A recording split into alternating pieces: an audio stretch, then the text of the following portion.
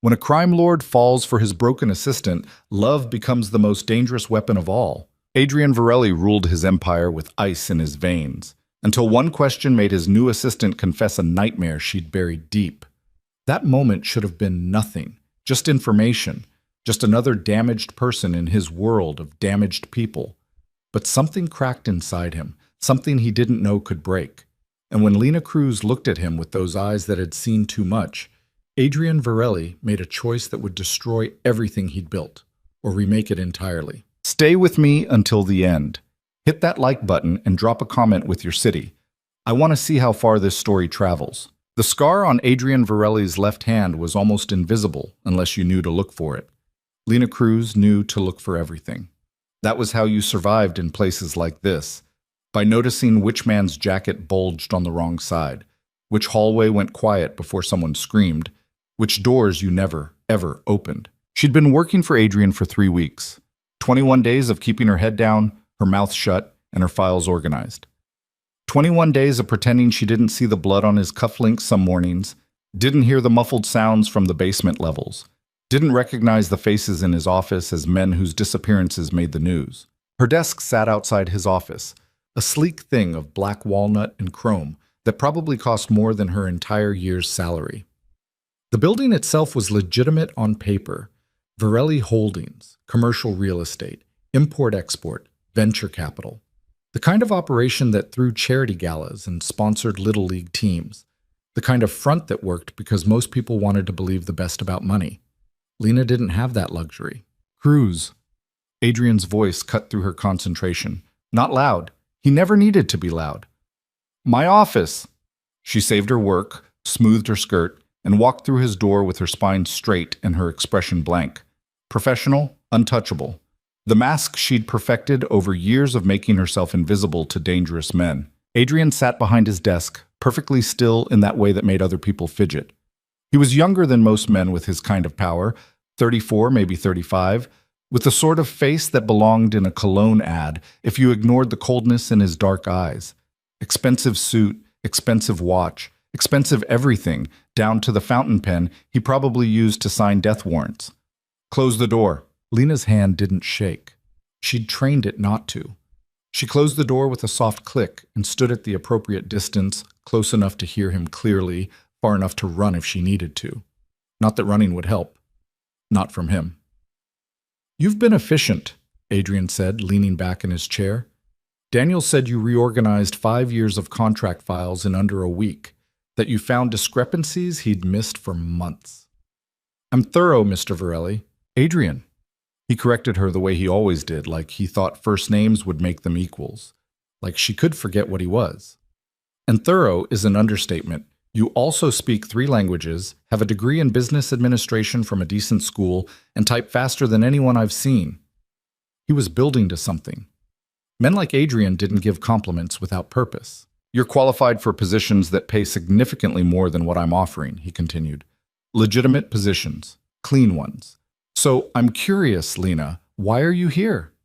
There it was. The question she'd been dreading since her interview. She'd practiced her answer, kept it vague enough to be useless, but specific enough to sound true. I needed work. You were hiring. Bullshit. The word landed like a slap. Adrian leaned forward, elbows on his desk, and pinned her with a look that could dissect lies. Women with your credentials don't end up working for men like me unless they're running from something worse. So I'll ask again, and this time I want the truth. Why are you here? Lena's jaw tightened. She could feel the familiar panic rising, the trapped animal feeling that made her want to bolt, to lie, to do whatever it took to escape the cage of his attention. But she was so tired of running, so tired of lying. And maybe, just maybe, if she gave him something true, he'd stop looking at her like she was a puzzle he needed to solve. I needed to disappear, she said quietly. Your type of operation doesn't ask questions, doesn't run background checks the legal way, doesn't care if someone's trying to stay off certain radars. Adrian's expression didn't change. What radar? Does it matter? To me? Yes, Lena laughed, a bitter, broken sound that hurt her throat. You want the truth? Fine. I'm hiding from my ex-husband, Marcus Delaney. Maybe you know him. Real estate developer, city council connections, the kind of man who donates to women's shelters while he's breaking his wife's ribs. The words tumbled out faster now, years of silence cracking open. I left him 2 years ago, got a restraining order, changed my name, moved across the state. He found me anyway, hired a private investigator, tracked me down, showed up at my apartment with flowers and apologies and threats. So I moved again. And again. 6 cities in 2 years, Mr. Virelli. 6 different names, 6 different lives.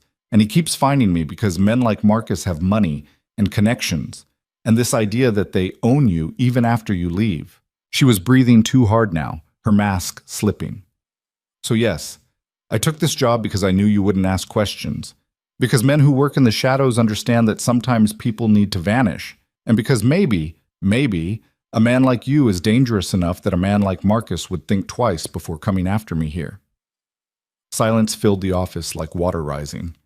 Lena waited for Adrian to tell her she was fired, that he didn't need her drama, that she should have lied better. Instead, something shifted in his face, something that looked almost like rage, but colder, more controlled. "Delaney," Adrian said, his voice so quiet it was almost gentle. "Marcus Delaney, real estate, city council. You know him?" "I know of him. Cross-promoted a development deal last year. Smiled too much, talked too loud." Adrian's fingers drummed once against his desk. "Tell me what he did. All of it." "I don't—" "All of it, Lena." So she told him. Not everything. There were some things you couldn't say out loud without breaking completely, but enough. The first time Marcus hit her, 6 months after their wedding, because dinner was late and he'd had a bad day. How he'd apologized, cried, swore it would never happen again. How it always happened again. The broken arm she'd explained away as a fall. The bruises she'd covered with makeup and long sleeves, the night he'd locked her in their bedroom for 16 hours because she'd smiled at a waiter. "I finally left after he—" Lena's voice cracked. She swallowed hard, forced herself to continue. "After he held a pillow over my face until I passed out. When I woke up, he was crying again, telling me he loved me, that he'd never meant to go so far, that I'd pushed him to it." She looked at Adrian directly for the first time since she'd started talking. "I left that night, took nothing but my purse and my car keys, drove until I ran out of gas, then kept going, and I've been running ever since." Adrian stood slowly, moving around his desk with the controlled grace of a predator. Lena's instincts screamed at her to back away, but she held her ground. She was done running from men. He stopped in front of her, close enough that she could smell his cologne, something expensive and understated, and see the thin white scar on his hand up close. A knife wound, probably, the kind you got in fights that didn't follow rules. "Look at me," Adrian said softly. Lena did. His eyes weren't cold anymore. They were burning. "I need you to understand something," he continued, his voice carrying that dangerous quietness that made her skin prickle. "You work for me now. That means you're under my protection. That means no one, and I mean no one, touches you without answering to me. Do you understand?" "You don't have to." "Do you understand?"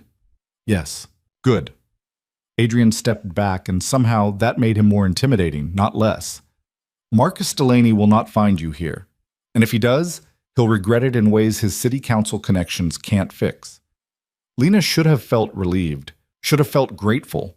Instead, she felt something closer to fear because the look on Adrian's face wasn't heroic or noble. It was pure, controlled fury, the kind that toppled empires and left bodies in its wake. "I don't want you to hurt him because of me," she said. "Too late." Adrian returned to his desk, picked up his phone, and pressed a button. "Dominic. My office. Now." Within 30 seconds, a man built like a concrete wall entered without knocking.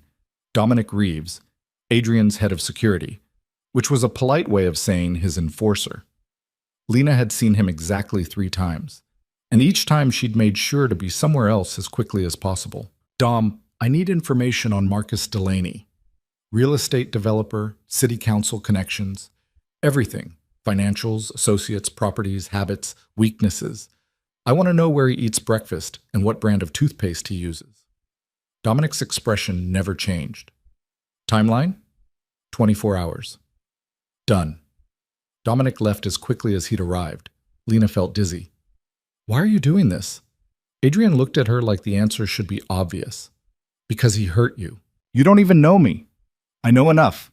He sat down again, back to business, as if he hadn't just casually ordered surveillance on her ex-husband.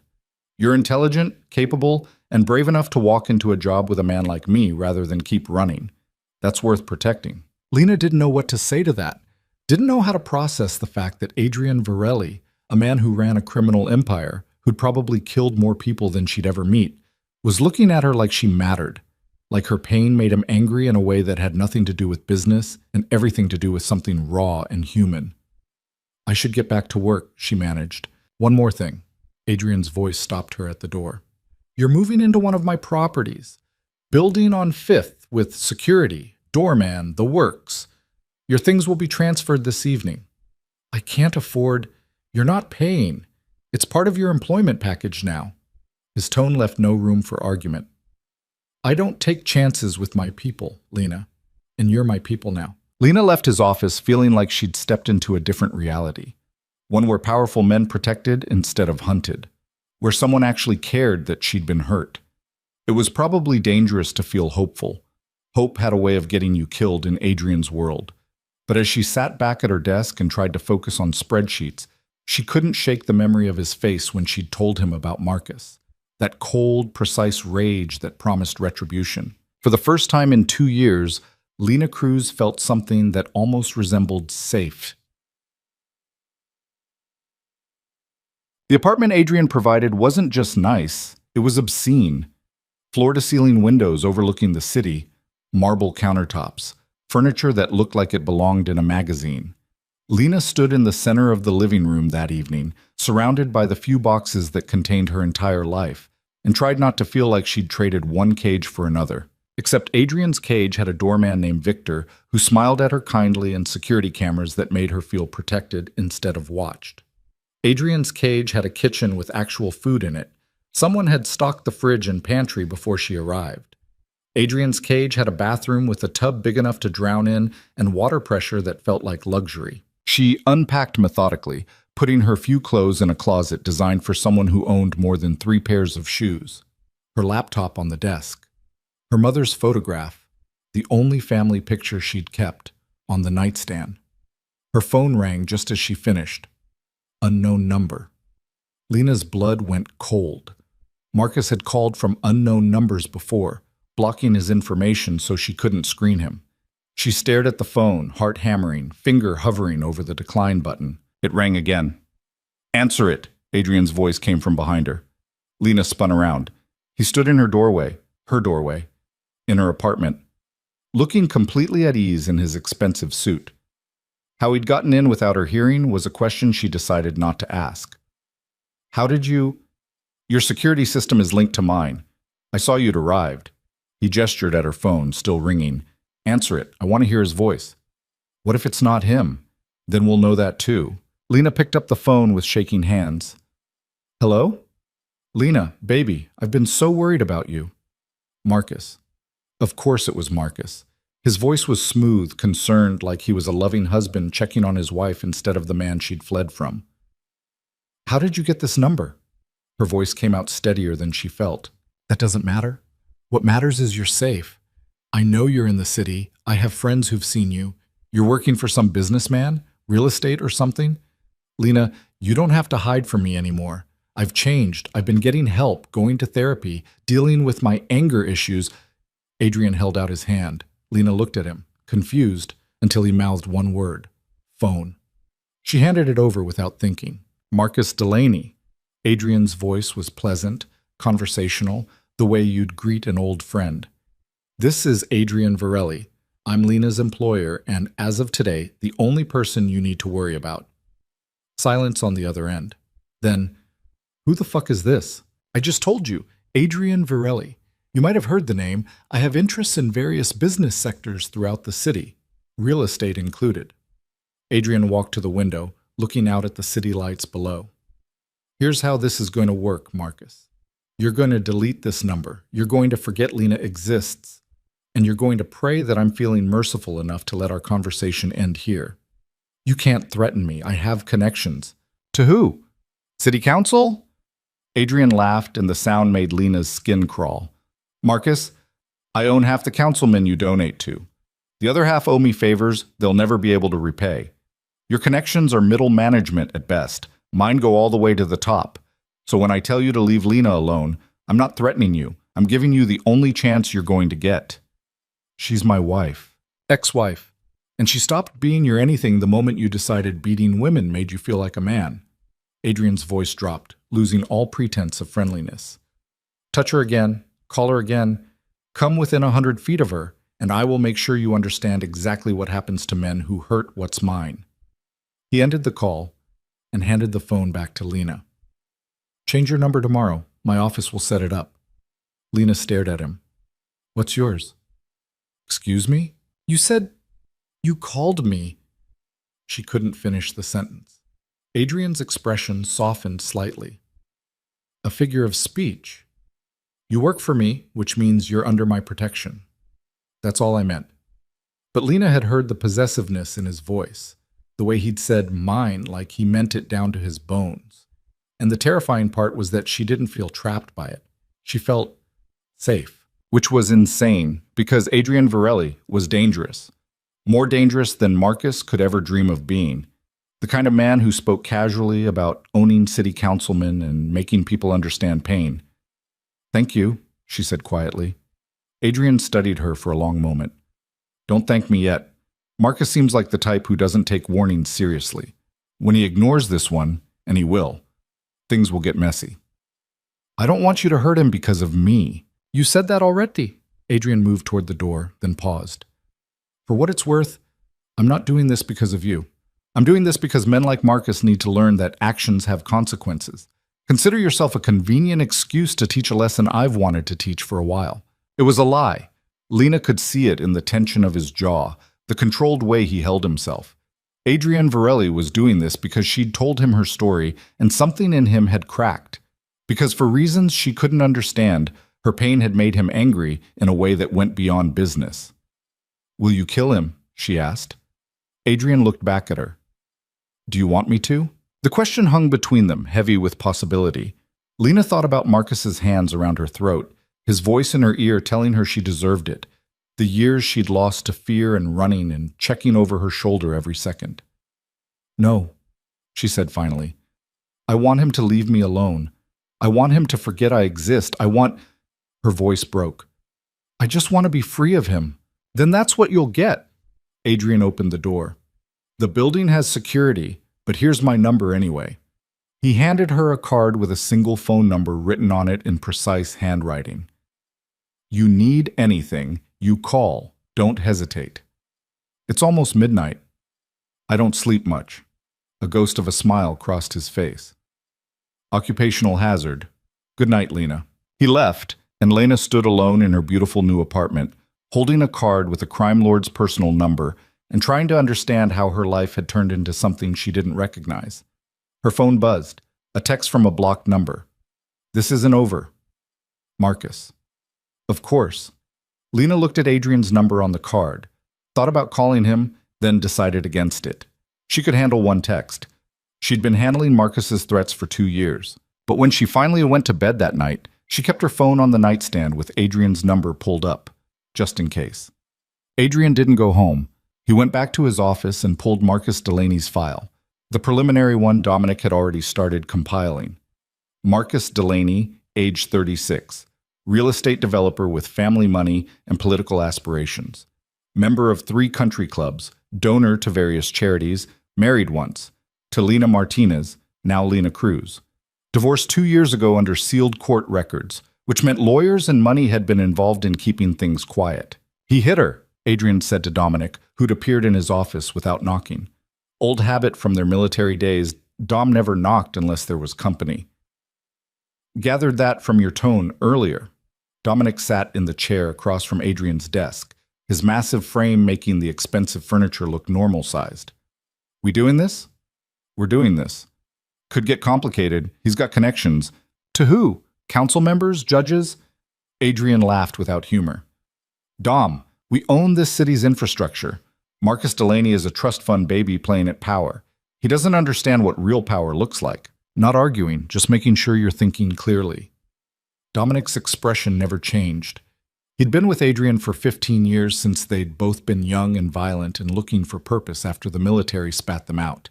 He knew better than anyone when Adrian was making decisions with his head versus his gut. This is clear thinking, is it? Because from where I'm sitting, you just moved an assistant you've known for 3 weeks into one of your penthouses, threatened a city council-connected developer, and you're currently looking at his file like you want to burn his world down. That's not business, Adrian. That's personal. Adrian closed the file. She was holding a pillow over her face until she passed out, Dom. He broke her arm, locked her in a room, spent 2 years hunting her across state lines because he thinks he owns her. And that's terrible. I'm not saying it isn't, but we've known about dozens of men doing worse to people we don't know. Why is this one different? That was the question, wasn't it? Why did Lena's story make Adrian's blood boil when he'd heard worse 100 times? Why had seeing her standing in his office, finally telling the truth after weeks of careful masks, made something shift in his chest? She was brave, Adrian said finally, coming to work for me, knowing what I am, because she thought maybe a monster would protect her from a worse monster. That takes guts. I respect guts. Dominic stood. We'll handle Marcus. Quietly. No bodies, no mess. Just enough pressure that he understands the consequences of ignoring your warning. But Adrian, be careful with this one. She's not like the others. I know. After Dominic left, Adrian pulled up the surveillance feed from Lena's apartment building. He could see her bedroom window from the camera angles. Lights off, which meant she was trying to sleep. He should stop watching, should turn off the feed and focus on actual business. But he kept the window open, a small square of light on his monitor, and told himself it was just about security. The lie was getting harder to believe. Lena dreamed about Marcus that night. The same nightmare she'd been having for 2 years. Locked in their old bedroom, pounding on the door while he laughed on the other side. In the dream, she could never break through, could never escape. She woke up gasping, tangled in sheets that were too expensive, in a room that was too beautiful, in a life that didn't feel real. Her phone showed 4:47 a.m. She got up, made coffee in a kitchen she still didn't recognize, and stood by the windows watching the city wake up below. From this height, everything looked clean, orderly, like the violence and pain happening at street level couldn't reach her here. A knock on her door made her jump, splashing coffee on her hand. Who knocked at 5 a.m.? Lena looked through the peephole and saw Adrian, still in yesterday's suit, looking like he hadn't slept at all. She opened the door. Is something wrong? Got a text about movement in your building. Wanted to check. His eyes scanned her quickly, cataloging, assessing, looking for damage. You're awake early. Couldn't sleep. You? Haven't been to bed yet. Adrian noticed her coffee. Mind if I come in? It was her apartment, but they both knew he owned it, owned the building, owned half the city. Saying no wasn't really an option, even if she'd wanted to. Sure. Adrian stepped inside and somehow made the generous living room feel smaller just by being in it. He moved to the windows, hands in his pockets, and stared out at the same view she'd been watching. Marcus texted you, he said. It wasn't a question. How did you... Your phone security is linked to my system. After what you told me yesterday, I had my tech team set up monitoring. If Marcus contacts you in any way, I know about it. He turned to face her. I should have asked permission first. That was an invasion of privacy. I'm sorry. Lena didn't know what surprised her more, that Adrian Varelli had invaded her privacy or that he'd apologized for it. You're monitoring my phone? Just flagging specific contacts. Marcus, anyone connected to him, any unknown numbers that contact you repeatedly. I'm not reading your messages to friends or listening to your personal calls. Adrian looked almost uncomfortable, which was odd on a man who usually projected absolute control. I needed to know if he escalated. Needed to... He stopped, seemed to reconsider his words. I needed to make sure you were safe. By spying on me. Yes. No justification, no excuse, just honesty. If that's unacceptable, I'll have the monitoring removed. But, Lena, I need you to understand, men like Marcus don't stop. They escalate. And I'd rather invade your privacy than find out too late that he'd gotten to you. Lena should have been angry, should have felt violated, trapped, controlled all over again. Instead, she felt that dangerous warmth spreading through her chest, the feeling that someone was watching not to control her, but to protect her. Keep the monitoring, she said quietly. You're sure? Marcus won't stop. You said it yourself. So if tracking my phone means you know when he tries something, she met Adrian's eyes. Then I want you to track it. Something shifted in Adrian's expression. Relief, maybe. Or something deeper. Thank you for trusting me. I'm not sure I do, Lena admitted. Trust you, I mean. You're dangerous, Adrian. More dangerous than Marcus, probably. The things you do, the empire you run, I'm not stupid. I know what happens in your world. Then why stay? Because you're dangerous to other people. Not to me. The words came out before she could stop them. Truth she hadn't meant to speak. When you looked at me yesterday, when I told you about Marcus, you weren't angry at me. You were angry for me. That's different. Adrian moved closer, and Lena's breath caught. He stopped just outside her personal space, close enough to touch, but not touching. I need you to understand something, he said softly. My world is violent. The people in it are violent, and I'm very, very good at violence, Lena. That doesn't change just because I'm choosing not to direct it at you. I know. Do you? Because I don't think you've really processed what it means that Marcus Delaney threatened you, and I responded by having him surveilled like a terrorist. I don't think you understand that if he touches you again, I won't call the police. I'll handle it myself in ways that would make you sick if you knew the details. Lena should have backed away, should have been afraid. Instead, she stepped closer. Good, she said. Adrian's eyes widened slightly, surprise which she'd never seen on him before. Good? Marcus hurt me for 3 years, Adrian. Beat me, controlled me, hunted me when I finally escaped.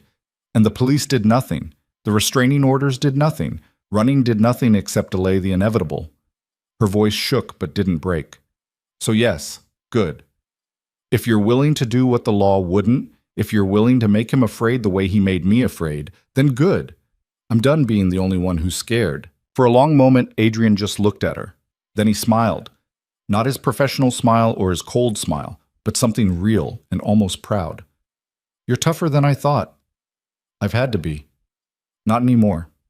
Adrian stepped back, giving her space she hadn't asked for, but appreciated anyway. I should go. Let you get ready for work. Will you sleep at all? Eventually. I'll catch a few hours at the office. He moved toward the door, then paused. Lena, what you said about trusting me, you're smart not to. Trust is dangerous in my world, but I want you to know that whatever else I am, whatever else I do, I meant what I said yesterday. You're under my protection now. That's not a figure of speech. That's a promise. He left before she could respond. Lena stood in her apartment as the sun rose over the city, holding her coffee and trying to understand how Adrian Varelli had become the safest person in her life. It should have terrified her. Instead, it felt like the first real breath she'd taken in years. The day Marcus Delaney ignored Adrian's warning, Lena was reorganizing files in Adrian's office. She heard the commotion from the hallway first, raised voices, Dominic's low growl, then a crash that made her jump. Adrian appeared in his doorway, perfectly calm, and said 3 words that changed everything. Get behind me. She did.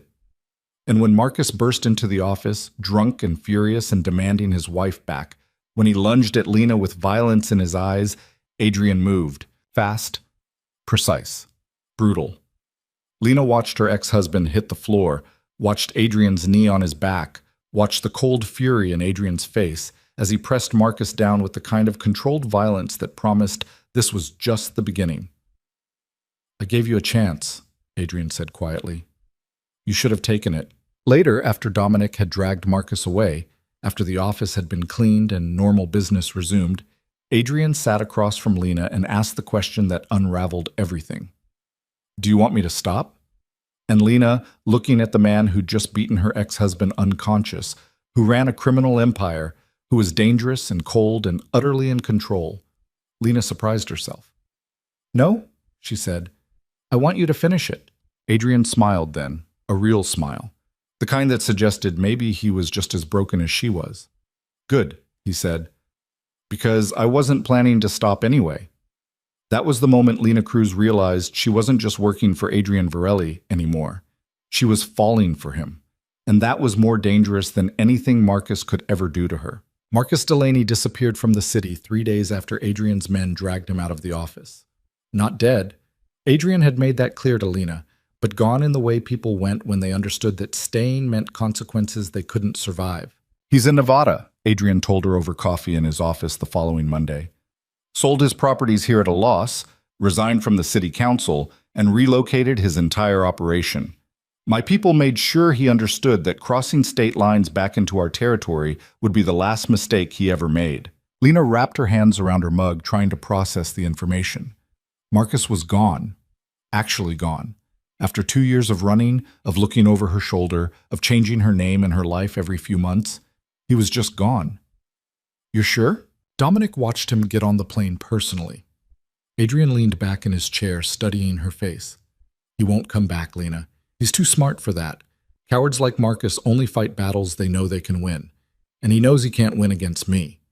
The relief should have been overwhelming. Instead, Lena felt hollow. Empty. Like she'd been carrying a weight for so long that without it, she didn't know how to stand straight. I don't know what to do now, she said quietly. What do you mean? I've spent 2 years running from him. Every decision I made, every place I went, every name I used, it was all about staying ahead of Marcus.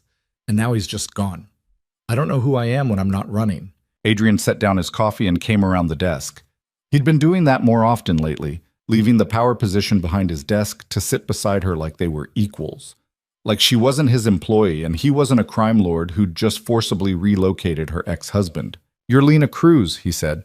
28 years old, speaks 3 languages, has a degree she's never gotten to use because she's been surviving instead of living. You like your coffee with too much sugar, you organize files like you're conducting surgery, and you haven't let yourself want anything in so long that you've forgotten what it feels like. Lena looked at him, startled. How do you... I pay attention. Adrian's voice was softer than she'd ever heard it. And I think it's time you started wanting things again, living instead of hiding. I don't even know what I want anymore. Then we'll figure it out. He stood, offering his hand. Come on, we're leaving. Leaving? Adrian, it's Monday. We have meetings that can wait, calls that can be returned. Lena, when was the last time you did something just because you wanted to? Not because you had to, not because you were running, just because it made you happy. She couldn't remember. The realization hit her hard. She genuinely couldn't remember the last time she'd done anything for joy instead of survival. Exactly, Adrian said, reading her expression. So today, you're going to start remembering what that feels like. And I'm going to help. 20 minutes later, they were in Adrian's car, a sleek black sedan that probably cost more than most people's houses, driving through the city towards somewhere Adrian wouldn't tell her about. This is kidnapping, Lena said, but she was smiling slightly. Technically, you came willingly. You're my boss. There's a power dynamic. Fair point. Adrian glanced at her, amusement in his dark eyes. Would you like me to turn around? Lena thought about going back to the office, to her organized files and her careful routines. Thought about the apartment she'd barely personalized because part of her still expected to run at any moment. Thought about the life she'd been living, small and scared and constantly looking backward. No, she said. Keep driving. They ended up at a photography gallery tucked into a converted warehouse on the west side. Lena hadn't even known it existed, but Adrian walked in like he owned the place, which, knowing Adrian, he probably did. Why here? She asked as they moved through rooms filled with stunning black and white photographs. You had a camera in one of your boxes, Adrian said. Old Nikon, professional grade. You tried to hide it under clothes, but I saw it when I checked your apartment's security feed. You were watching me unpack? I was making sure no one else was watching you unpack. He stopped in front of a photograph of a woman's hands holding a broken bird. You used to take pictures, didn't you, before Marcus? Lena's throat tightened. She'd forgotten she still had that camera, had forgotten a lot of things about the person she used to be. Photography was my major, she admitted, before I switched to business administration because Marcus said art degrees were worthless. I wanted to do photojournalism, travel, document real stories. She stopped, the words painful. But that person feels like someone else now. She doesn't have to be. Adrian turned to face her fully. Marcus is gone, Lena. You don't have to be the person he made you into anymore. You can go back to being the person you were before him. Or you can become someone entirely new. But either way, You get to choose now. That's what freedom means. Lena walked through the gallery in silence, looking at images that captured moments of beauty and pain and truth. Each photograph told a story of people, of places, of emotions too big for words, and something in her chest, something that had been locked down tight for years, started to crack open. I want to take pictures again, she said finally, the words feeling dangerous and brave at the same time. Then you will. Just like that? Adrian smiled. Just like that. We'll get you equipment, a studio if you want one. You can work for me part-time and spend the rest pursuing photography. Or quit entirely and I'll fund your work until you're established. Whatever you want, Lena. Why would you do that? Because I can. Because you deserve it. Because... He stopped himself, seeming to reconsider his words. Because I want to see what you create when you're not afraid anymore. They spent 3 hours in that gallery. Adrian bought her 2 books by photographers she'd never heard of, made reservations at a restaurant that had a 6-month waiting list, and listened to her talk about composition and light and the difference between documenting reality and creating art. Over dinner, Lena asked the question she'd been avoiding for weeks. Why me, Adrian? He looked up from his wine. What do you mean? You have dozens of employees, hundreds probably. People who work for you, people who you protect in a general way because that's what bosses do. But this, she gestured between them. This isn't general. You moved me into your building, you threatened Marcus personally, you're taking me to art galleries and offering to fund my dreams. Why? Adrian was quiet for a long moment, his expression unreadable. Then he set down his glass and met her eyes directly. Honestly, I don't completely know. When you told me about Marcus, about what he did to you, something in me just... He made a frustrated gesture. I've heard worse stories, Lena. I've seen things that would make what Marcus did look tame. But when you stood in my office and told me he held a pillow over your face, I wanted to kill him. Not his business, not his strategy. I wanted him dead for hurting you specifically. That's irrational, I know. Dominic's been telling me the same thing for 2 weeks. Adrian leaned forward slightly. I've built my empire on control, Lena. On being able to separate emotion from business, personal from professional. And then you walked in with your careful masks and your organized files, and somehow you cracked something in me that I didn't know could crack. Lena's heart was hammering. What are you saying? I'm saying I care about you. More than I should, more than is smart, more than I've cared about anyone in a very long time. And I don't know what to do with that except try to give you back the life Marcus took from you. The waiter appeared with their entrees, and the moment shattered. But throughout dinner, Lena couldn't stop thinking about Adrian's words, about the way he'd looked at her when he said them, vulnerable in a way she'd never seen him. Adrian Virelli, who controlled the city's underground with an iron fist, who made grown men afraid with a single look, who'd built an empire on violence and strategy, cared about her. It should have terrified her, should have sent her running again. Instead, it made her want to lean closer. After dinner, Adrian drove her back to her apartment building, but didn't leave immediately. They sat in the car in the underground parking garage, the engine ticking as it cooled, neither of them moving to leave. I have a confession, Lena said into the silence. What's that? I looked you up. After the first week working for you, found articles, reports, police investigations that went nowhere. Adrian Virelli, suspected of running a criminal enterprise but never charged. Connected to disappearances, to money laundering, to violence. They can't prove anything, but they know what you are. And yet you stayed. Because I'm what I am too. Lena turned to face him in the dim light. I'm a woman who married a monster, who stayed with him for 3 years while he broke me down piece by piece. I'm someone who ran instead of fighting back, who hid instead of getting help, who came to work for a crime lord because I thought maybe evil could protect me from evil. We're both broken, Adrian, just in different ways. I'm not broken, Adrian said quietly. I'm deliberate. Everything I've done, every choice I've made, I meant it. Violence, control, empire. I chose all of it with clear eyes. You had that choice stolen from you. That's different. Is it? Because right now, sitting here with you, I'm choosing something I know I shouldn't choose. I'm choosing to trust someone dangerous, to care about someone who's probably going to hurt me eventually, even if he doesn't mean to. And I'm doing it anyway because... She stopped, the words too big. Because why? Because Because you make me feel safe. and alive. And like maybe I'm worth protecting, Lena's voice cracked. And I haven't felt any of those things in so long, Adrian.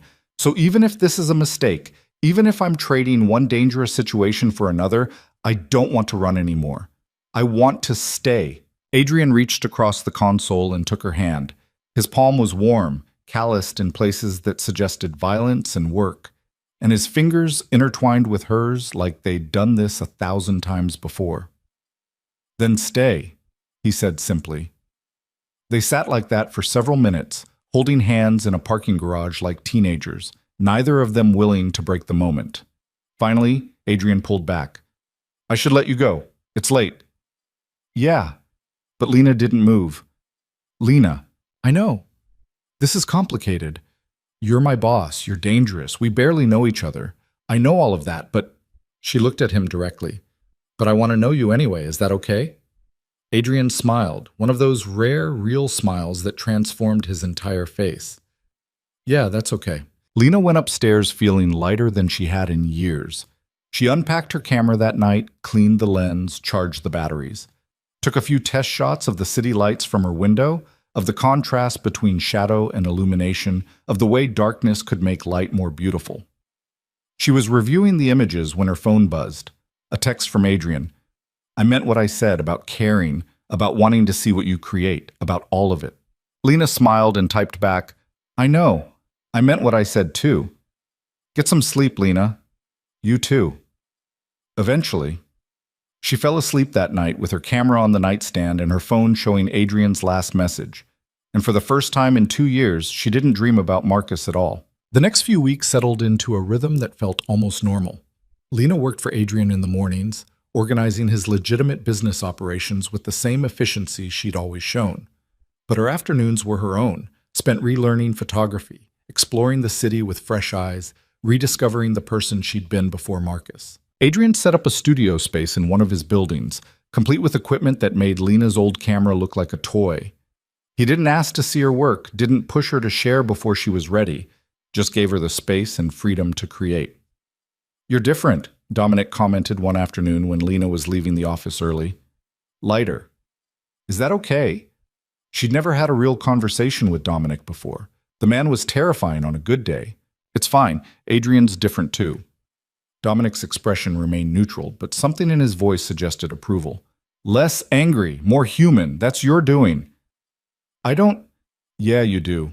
Boss has been wound tight for years, running himself into the ground building this empire. Then you show up, all organized files and traumatized eyes, and something in him just shifted. Dominic leaned against the wall, arms crossed. He cares about you. You know that, right? He told me. I figured. Adrian doesn't do subtle. A ghost of a smile crossed Dominic's face. Just be careful with him, yeah? He acts like he's invincible, like nothing touches him. But the things that do get through, they hit hard. And you got through, Lena, whether you meant to or not. The words stayed with Lena as she walked to her studio. She'd been so focused on her own feelings, her own healing, that she hadn't fully considered what this was doing to Adrian. How caring about her might be changing him, cracking the control he'd built his entire life around. She found him waiting at her studio when she arrived, sitting on the floor with his back against the wall, tie loosened and jacket discarded. He looked exhausted. Hey, she said softly. You okay? Rough day. Had to handle some business that got messy. He rubbed his face. Didn't want to go home to an empty penthouse. Thought I'd see if you were working late. Lena sat down beside him, their shoulders touching. Want to talk about it? No. Yes. I don't know. Adrian's laugh was bitter. Someone tried to move product through my territory without permission. Had to make an example, send a message. It's part of the business, part of maintaining control. But lately... He stopped. Lately what? Lately it feels different, heavier, like I'm seeing my world through your eyes and recognizing how ugly it all is. He turned to look at her. You make me want to be better, Lena, and I don't know if I can be. Lena took his hand, the gesture becoming familiar now. I'm not asking you to be different. I know what you are, Adrian. I've always known. And I'm still here. You shouldn't be. Probably not, but I am anyway. She squeezed his fingers. You gave me back my life. Let me help you carry yours, even if it's heavy. Adrian pulled her closer, and Lena let herself lean into him. They sat like that on her studio floor, two broken people holding each other up, while the city moved on outside. "I'm falling for you," Adrian said quietly. In case that wasn't obvious, Lena's breath caught. "It's obvious. And I'm falling too. Has been for a while now." She looked up at him. "This is probably a terrible idea." "Definitely a terrible idea. We should be more careful, professional boundaries, all that." "Absolutely." But Adrian was smiling now, and he didn't let go of her hand. They stayed in the studio until late, talking about everything and nothing. Adrian told her about his childhood, a father who died young, a mother who worked 3 jobs, a younger sister he'd protected from neighborhood violence until she was old enough to escape to college. How he'd joined the military looking for purpose and found Dominic instead. How they'd come home to nothing and built something from violence and strategy and sheer will. Lena told him about her own past, parents who died in a car accident when she was 19, leaving her alone with insurance money and grief. How she'd thrown herself into school, into photography, into dreaming of a life bigger than her small hometown. How she'd met Marcus at a gallery opening and thought his attention meant love instead of ownership. "We're both orphans," Adrian observed, "both trying to build families from nothing. Except your family is a criminal empire, and yours is a camera and a boss who's completely gone on you." He kissed her forehead, casual and sweet. "We work with what we have." The kiss was a turning point. After that night, things shifted between them in ways both subtle and obvious. Adrian touched her more. Small gestures like a hand on her back, fingers brushing hers when passing documents, standing close enough that she could feel his warmth. Lena found herself seeking him out during the day, bringing him coffee the way he liked it, staying late just to share quiet moments in his office. Dominic noticed, of course.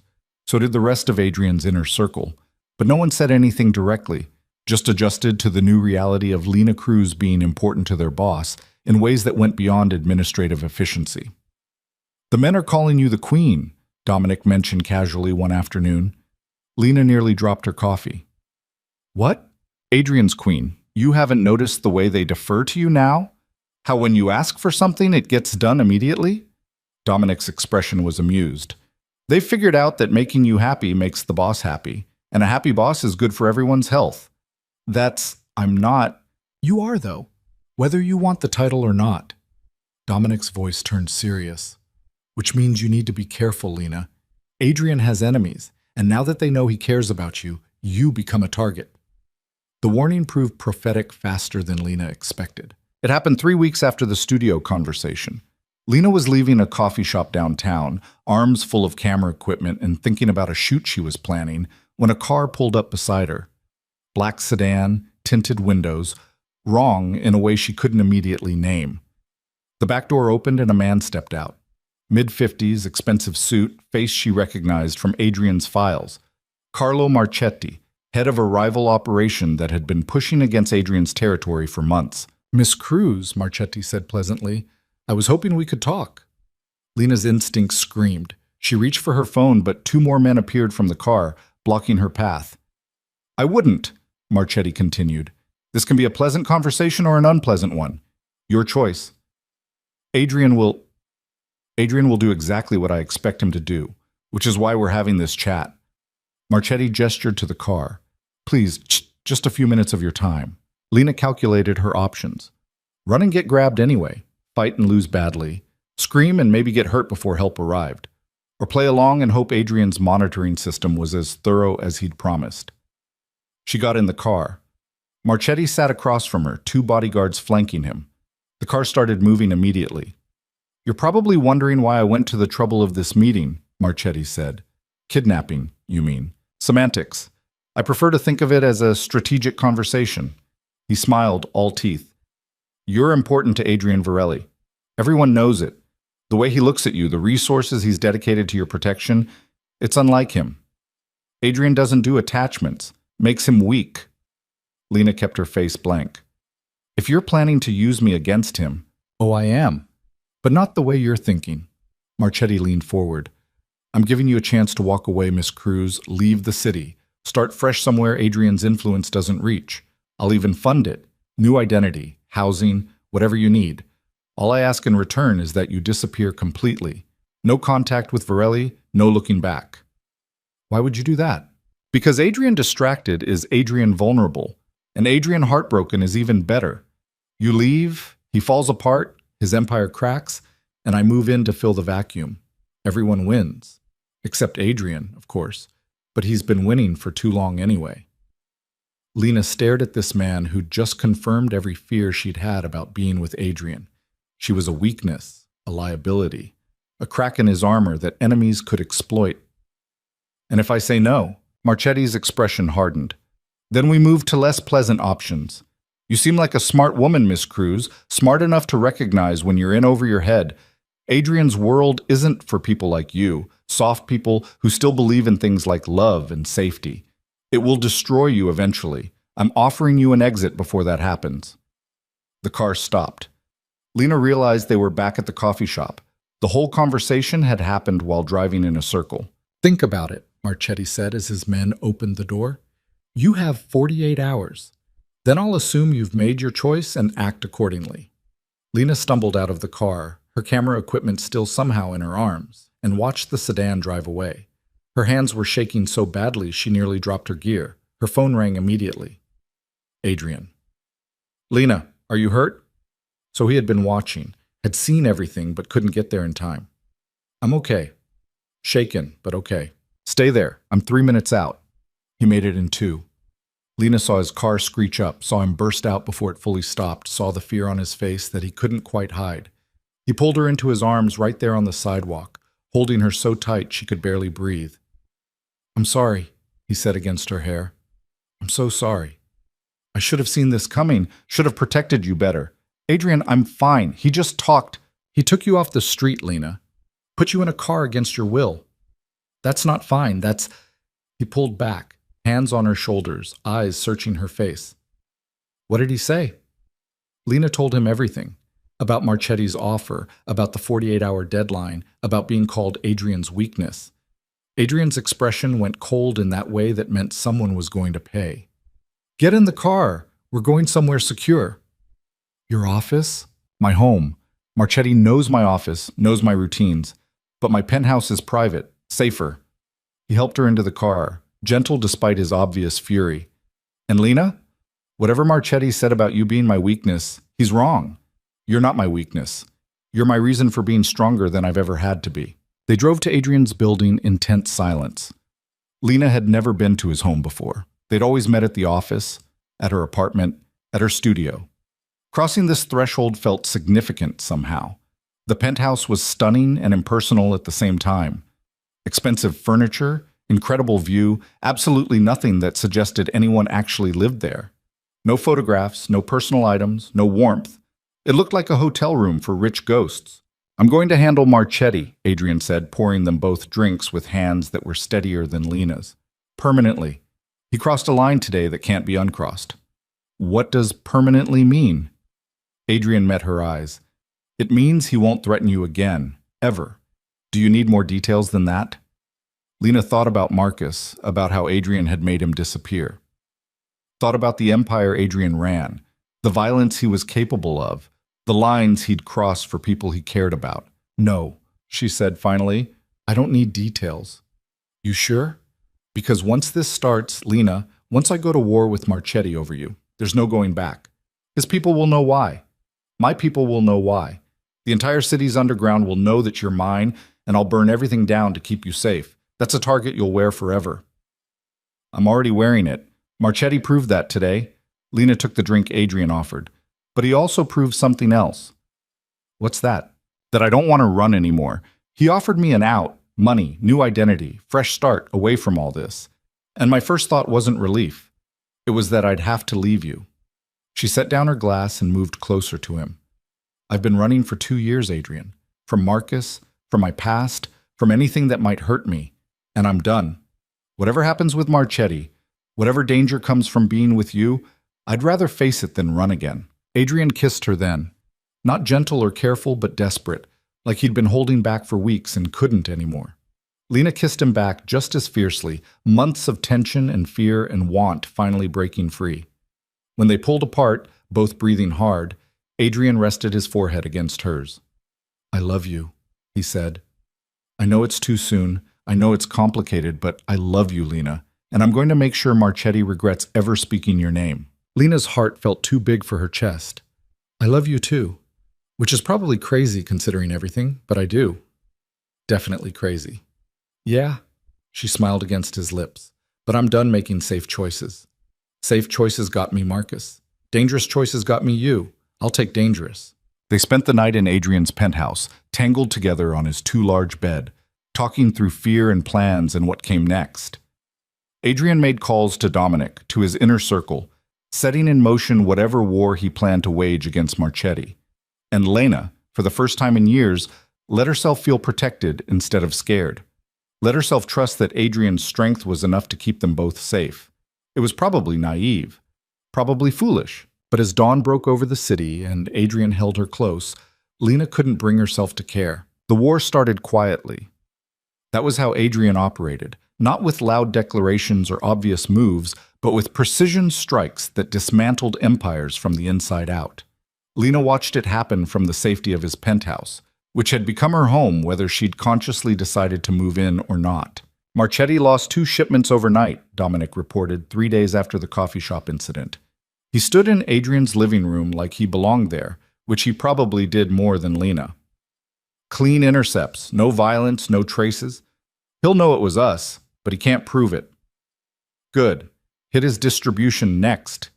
Adrian didn't look up from the tablet he was reviewing. I want him bleeding money from every angle before we move to the personal phase. Lena sat curled in the corner of Adrian's massive couch, camera in her lap, trying to focus on editing photos while the men she loved planned someone's destruction. The cognitive dissonance was getting harder to manage. How Adrian could be tender with her at night and ruthlessly strategic during the day. How the same hands that held her so carefully could sign off on operations that ruined lives. "You okay over there?" Adrian asked, finally looking up. "Just thinking." About? About how I'm sitting here listening to you dismantle a man's empire, and my biggest concern is whether I got the lighting right in yesterday's shoot. What does that say about me? Dominic made a noise that might have been a laugh. Says you're adapting. Most people would be having a breakdown right about now. Maybe I already had my breakdown, and this is what's on the other side. Lena set down her camera. "Adrian, can I ask you something?" "Always. When this is over, when Marchetti is handled or gone or whatever you're planning, what happens next? Another rival moves in, another threat appears, another person tries to use me against you. Does this ever end?" Adrian exchanged a look with Dominic that Lena couldn't quite read. Then Dominic excused himself with some muttered comment about checking perimeter security, leaving them alone. Adrian crossed to the couch and pulled Lena against him. She went willingly, tucking herself under his arm like she'd done it 100 times. "Honestly, I don't know," he said. "This life, my empire, it's built on power and fear and constant vigilance. There's always another threat, another challenge, another person trying to take what's mine. That's the price of staying on top. So I'll always be a target." "Yes. As long as you're with me, you'll always have that risk." He tilted her chin up so she had to meet his eyes. "Which is why I'm giving you the same choice Marchetti did, except honestly. You can leave, Lena. I'll set you up somewhere safe, somewhere my world can't touch you. Give you enough money to pursue photography full-time, to build the life you want without looking over your shoulder. No conditions, no strings, just freedom." Lena's heart clenched. "You want me to go?" "No. I want you to stay so badly it's probably unhealthy, but I also want you to have the choice. The real choice. Not one made from fear or dependence. If you stay, it needs to be because you want this life, not because you feel trapped in it." She thought about it, really thought about it, about a life where she could wake up without worrying about rival crime lords, where Adrian's enemies weren't her enemies, where loving someone didn't come with the constant threat of violence. It sounded peaceful, quiet, safe. It also sounded unbearably lonely. "I'm staying," she said firmly. "Not because I don't have other options, but because I choose you. All of you. The empire, the danger, the complicated mess of loving someone in your world. I choose it." Adrian kissed her forehead, and Lena felt the tension leave his body. "You're sure?"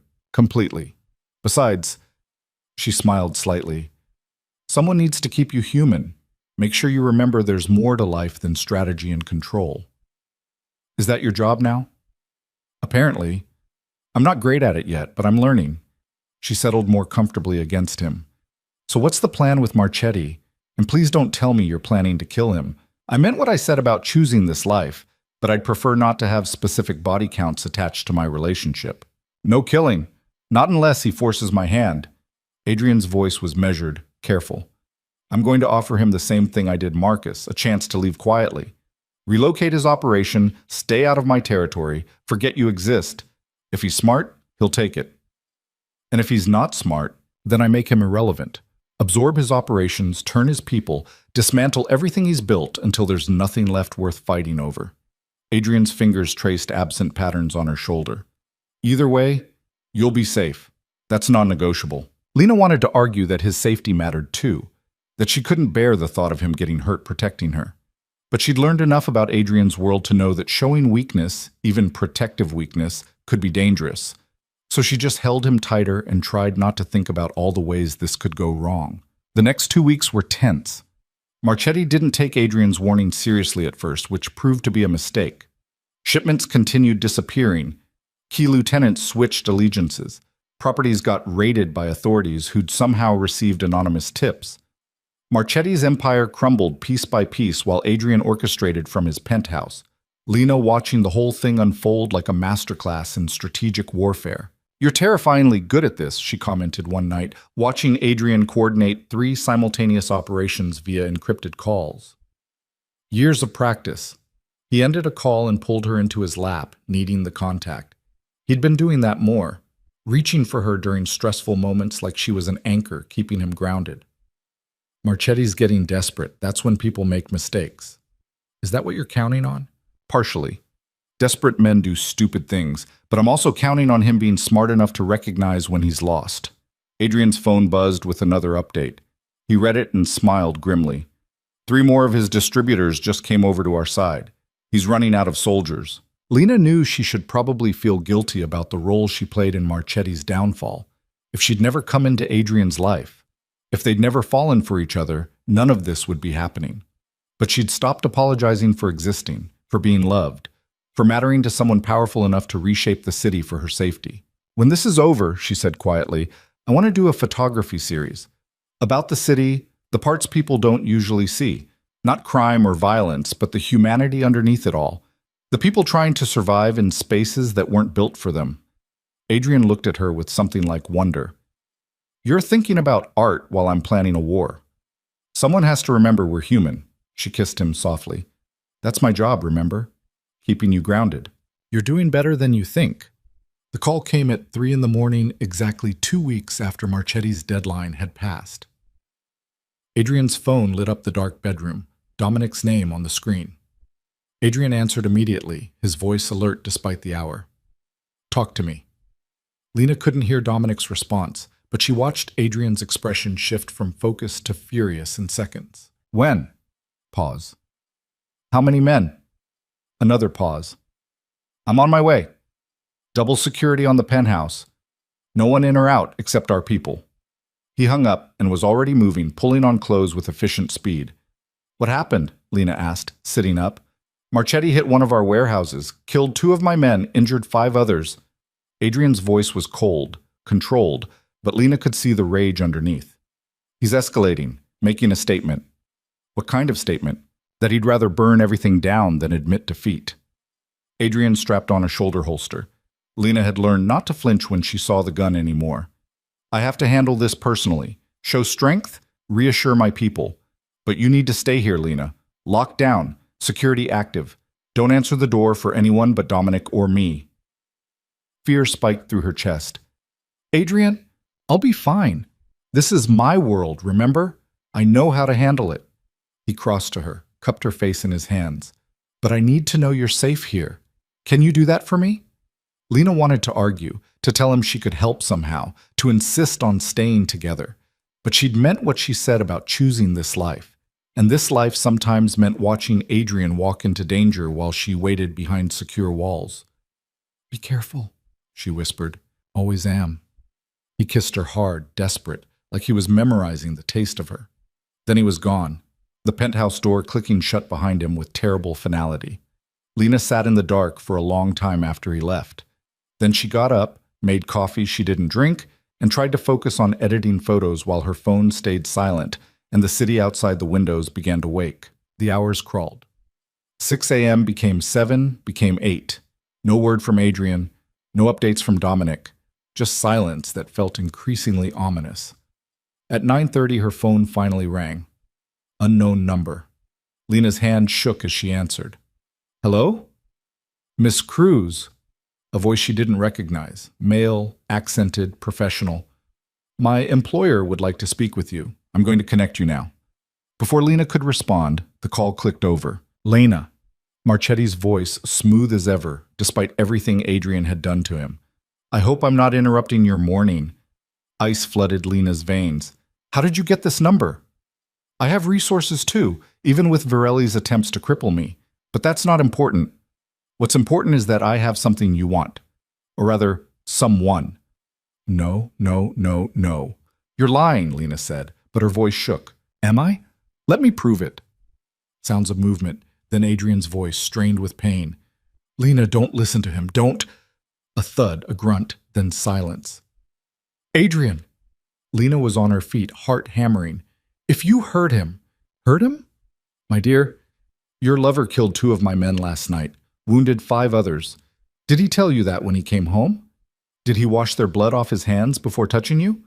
Marchetti's voice was pleasant, conversational, like they were discussing weather. I'm simply returning the favor, eye for an eye, as they say. What do you want? The same thing I wanted 2 weeks ago. You, gone. Out of the city, out of Adrian's life, out of my way. Only now the stakes are higher because Adrian decided to be difficult. Marchetti paused for effect. Here's the deal, Lena. You have 6 hours to disappear. Leave the city, leave your phone, leave everything connected to Virelli behind. In exchange, I let him live. Broken, perhaps. Humiliated, certainly, but alive. And if I don't, then I kill him slowly. Make it hurt. Send pieces of him back to his own people as a reminder of what happens when you cross me. The pleasantness dropped from Marchetti's voice, replaced by cold fury. Adrian Virelli destroyed my empire for you, turned my soldiers against me, ruined my reputation, made me look weak, all because he decided some traumatized photographer was worth going to war over. So yes, Lena, I want you gone. Want him to feel the loss of you the way I've felt the loss of everything I built. Lena's mind raced. Adrian had security everywhere, cameras, tracking. Dominic would have known if something happened to him. Unless... You don't believe me, Marchetti observed. Smart. I wouldn't believe me either. Let me send you proof. Lena's phone buzzed with an incoming photo. She opened it with shaking hands and immediately wished she hadn't. Adrian tied to a chair in what looked like a warehouse. Blood on his face, his shirt torn. His eyes were defiant even through obvious pain, but he was definitely captured, definitely hurt. The second photo showed a wider angle, 5 armed men surrounding him, Marchetti himself standing just out of frame. Believe me now? Marchetti asked. 6 hours, Lena. The clock starts now. And don't try calling for help. I have people watching Dominic, watching Adrian's key lieutenants. Anyone mobilizes, anyone tries a rescue, and I put a bullet in your lover's head immediately. This stays between you and me. He hung up. Lena stood frozen, phone clutched in her hand, photos burning behind her eyes. Adrian was captured, hurt, being held by a man who'd already proven he was willing to kill to make a point, and she had 6 hours to decide between saving his life or destroying his heart. Her first instinct was to call Dominic anyway, rescue mission be damned, but Marchetti had been thorough. If he really was watching Adrian's people, any mobilization would get Adrian killed before help arrived. Her second instinct was to run, to give Marchetti what he wanted and pray he kept his word about releasing Adrian. But she'd learned enough about this world to know that promises from desperate men were worthless.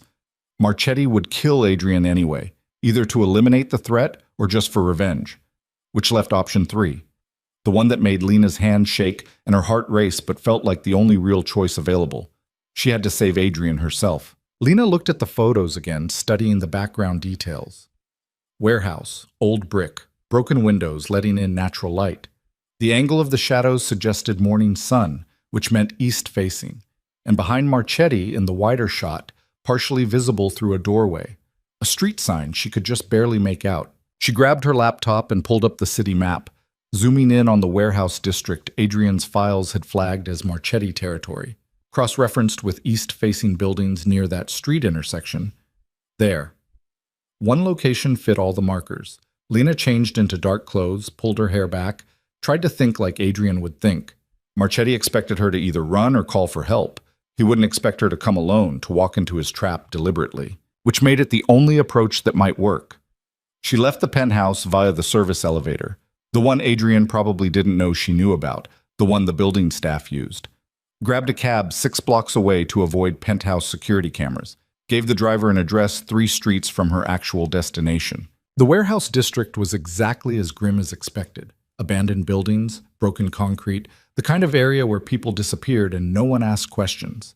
Lena approached Marchetti's location from the back, using her photography training to stay in shadows, to move quietly. The warehouse had 2 guards outside, armed, alert, scanning the street. Lena couldn't fight them, couldn't overpower them, but she could be smart. She walked out into the open, hands raised, and called out, "I'm Lena Cruz, Marchetti's expecting me." The guards tensed, weapons raised. One spoke into a radio while the other kept his gun trained on her. "She says she's the Cruz woman," the first guard reported. "Yeah, alone, no visible weapons." Pause. "Understood." He lowered his radio. "Boss says to bring you in. Hands stay up, move slow. Move." They searched her roughly, efficiently, found nothing because she'd brought nothing. Then they walked her inside, through corridors that smelled like rust and decay, into the main warehouse space where Adrian was exactly where the photos showed, tied to a chair, blood on his face, surrounded by Marchetti's men. His eyes widened when he saw her, then filled with fury and fear. "Lena, what the hell are you doing here?" His voice was rough, strained. "You were supposed to run." "Quiet," one of Marchetti's men said, hitting Adrian hard enough to snap his head to the side. Lena flinched but kept moving forward, kept her focus on Marchetti, who was watching this reunion with obvious satisfaction. "Miss Cruz, you're early. I gave you 6 hours." "I don't need 6 hours. You want me gone? I'll go. Right now. But first you let Adrian go. That was the deal." "Was it?" Marchetti smiled. "I believe I said I'd let him live. I didn't say anything about letting him go." Adrian made a sound of rage, struggling against his restraints. "You son of a—" Another hit, harder this time. Lena watched blood drip from Adrian's split lip and felt something cold settle in her chest. Not fear anymore. Something colder. "Here's the new deal," Marchetti continued.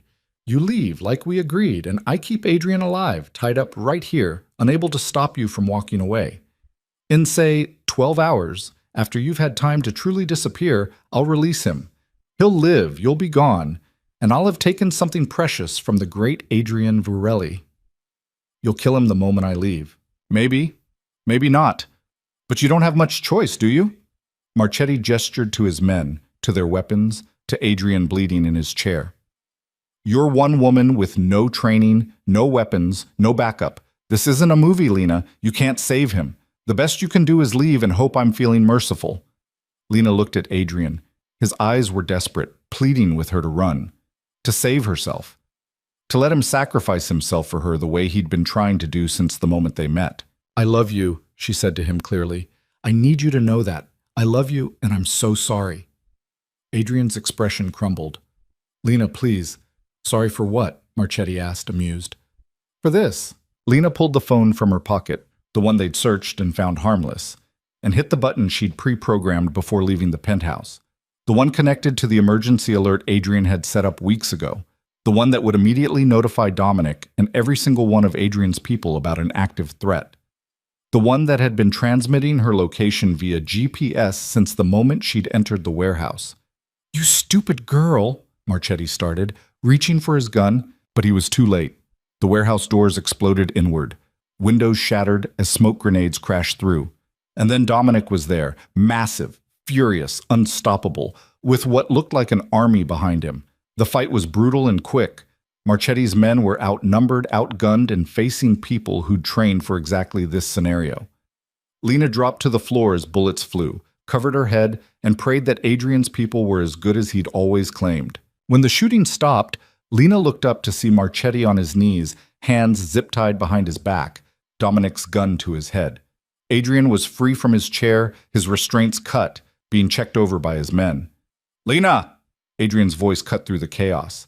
He shoved away the medic trying to tend his wounds and pulled her up from the floor, hands running over her face, her arms, checking for injuries. "Are you hurt? Did they touch you?" "I'm fine, I'm okay." She was shaking now, adrenaline crashing. "I called Dominic, I tracked the location. You walked into a warehouse full of armed men." Adrian's voice cracked between fury and fear. "You could have been killed, Lena. They could have shot you the second you walked in, but they didn't. I saved you." She grabbed his bloody shirt. "You were going to let him kill you. We're going to sacrifice yourself so I could run. So I did what you would have done. I found another option." Adrian stared at her for a long moment. Then he kissed her hard, desperate, tasting like blood and relief and love that was too big for words. When they broke apart, he pressed his forehead to hers. "Don't ever do that again. Don't get kidnapped again, and I won't have to." Dominic approached, dragging Marchetti by the zip ties. "What do you want me to do with this one, boss?" Adrian looked at Marchetti with cold eyes. "What's the penalty for kidnapping and attempted murder in this state?" "Life, probably. If the DA can make the charges stick, then make them stick. Anonymously tip every law enforcement agency you can think of.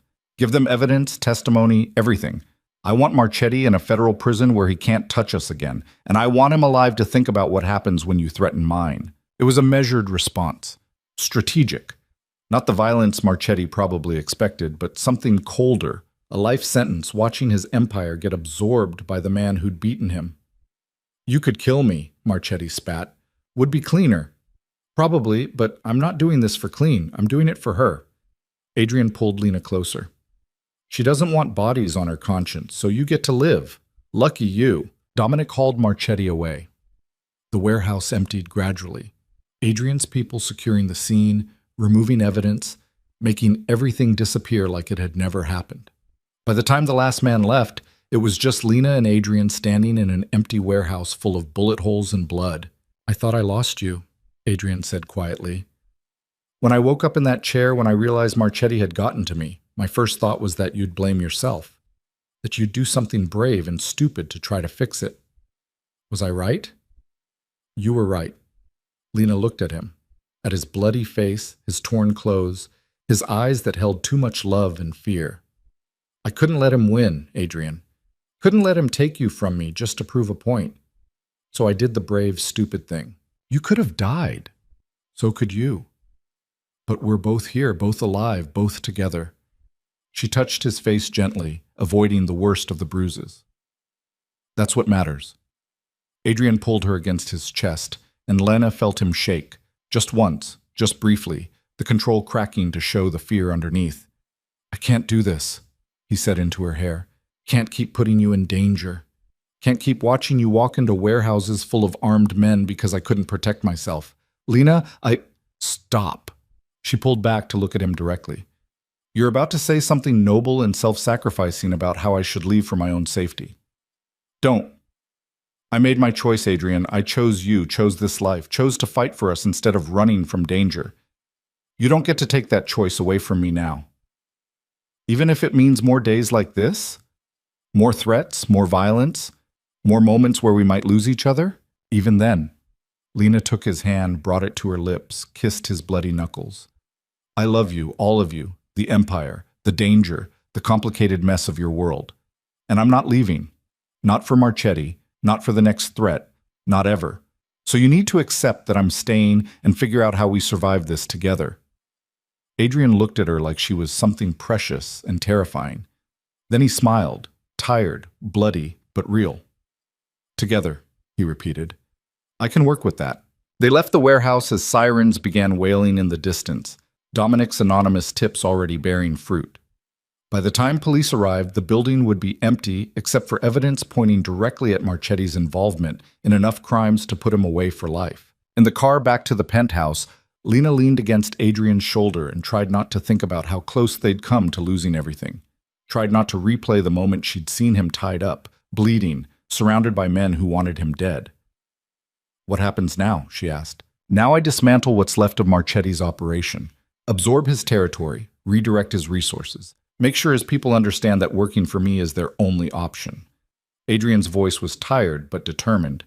And then, he looked at her, something shifting in his expression. And then I marry you if you'll have me. Lena's breath caught. Adrian, I know it's fast. I know we've only been together a few months, but I also know I don't want to waste time pretending this is casual or temporary. You walked into a warehouse to save my life, Lena. You chose me over safety, over peace, over every rational reason to run. The least I can do is choose you back. Officially, permanently. Is this a proposal? It's a warning. I'm going to propose soon, properly, with a ring and everything. Just wanted to give you time to prepare your answer. He smiled despite the blood and bruises. Or to run, if that's what you want. Lena kissed him instead of answering.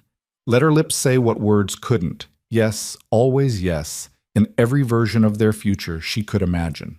When they finally made it back to the penthouse, Dominic was waiting with a medic who patched Adrian up while Lena watched, cataloging every injury, every wound that proved how close she'd come to losing him. You're both insane, Dominic commented, watching them. You know that, right? Walking into enemy territory alone, trusting a tracking signal to save you, that's not strategy, that's faith. Sometimes faith is all you have, Lena said. Yeah, well, lucky for you both, it worked. Dominic stood to leave, then paused. For what it's worth, I'm glad you stayed. Boss is different with you, better, more human. After he left, Lena and Adrian lay tangled together on the couch, too wired to sleep despite the exhaustion. The city outside their windows looked peaceful, ignorant of the violence that had just reshaped its underground. I'm going to start pulling back from the worst of it, Adrian said quietly. The violence, the territory wars, the constant fighting. I'll keep the legitimate businesses, keep enough of the empire to maintain power and protection. But I'm done being the kind of man who gets kidnapped in warehouses, done putting you through days like today. You don't have to change for me. I'm not. I'm changing for us. For the future I want with you. He kissed her temple. You make me want to be better, Lena. Want to build something that won't get us both killed before we're 40. Lena thought about that, about a future where they could breathe without checking for threats, where Adrian's empire became something they could sustain instead of something that consumed them. Okay, she said, let's build it together. And there in Adrian's penthouse, wrapped in each other's arms and still wearing the day's blood and fear, they started planning a life that looked nothing like survival and everything like choice. The proposal came 6 weeks later, not in some grand restaurant or public spectacle, but in Lena's studio at 2 in the morning when neither of them could sleep.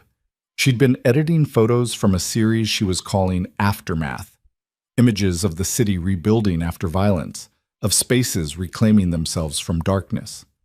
Adrian had been reviewing contracts for legitimate business acquisitions, the kind that would slowly replace the Empire's criminal foundations with something legal. Marry me, he said, not looking up from his paperwork.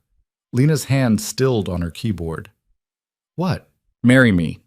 I know I said I'd do this properly with a ring and everything, but I'm sitting here watching you work on something beautiful while I try to build us a future that won't get us killed, and I can't wait anymore.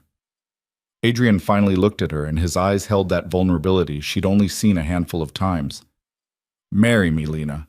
Let me spend the rest of my life trying to deserve you. She should have asked for time to think, should have pointed out that they'd only been together for months, that marriage was a huge step, that combining their lives officially would make her an even bigger target. All the rational objections lined up in her head, ready to be voiced. Instead, she said, yes. Adrian blinked. Yes? Yes. I'll marry you.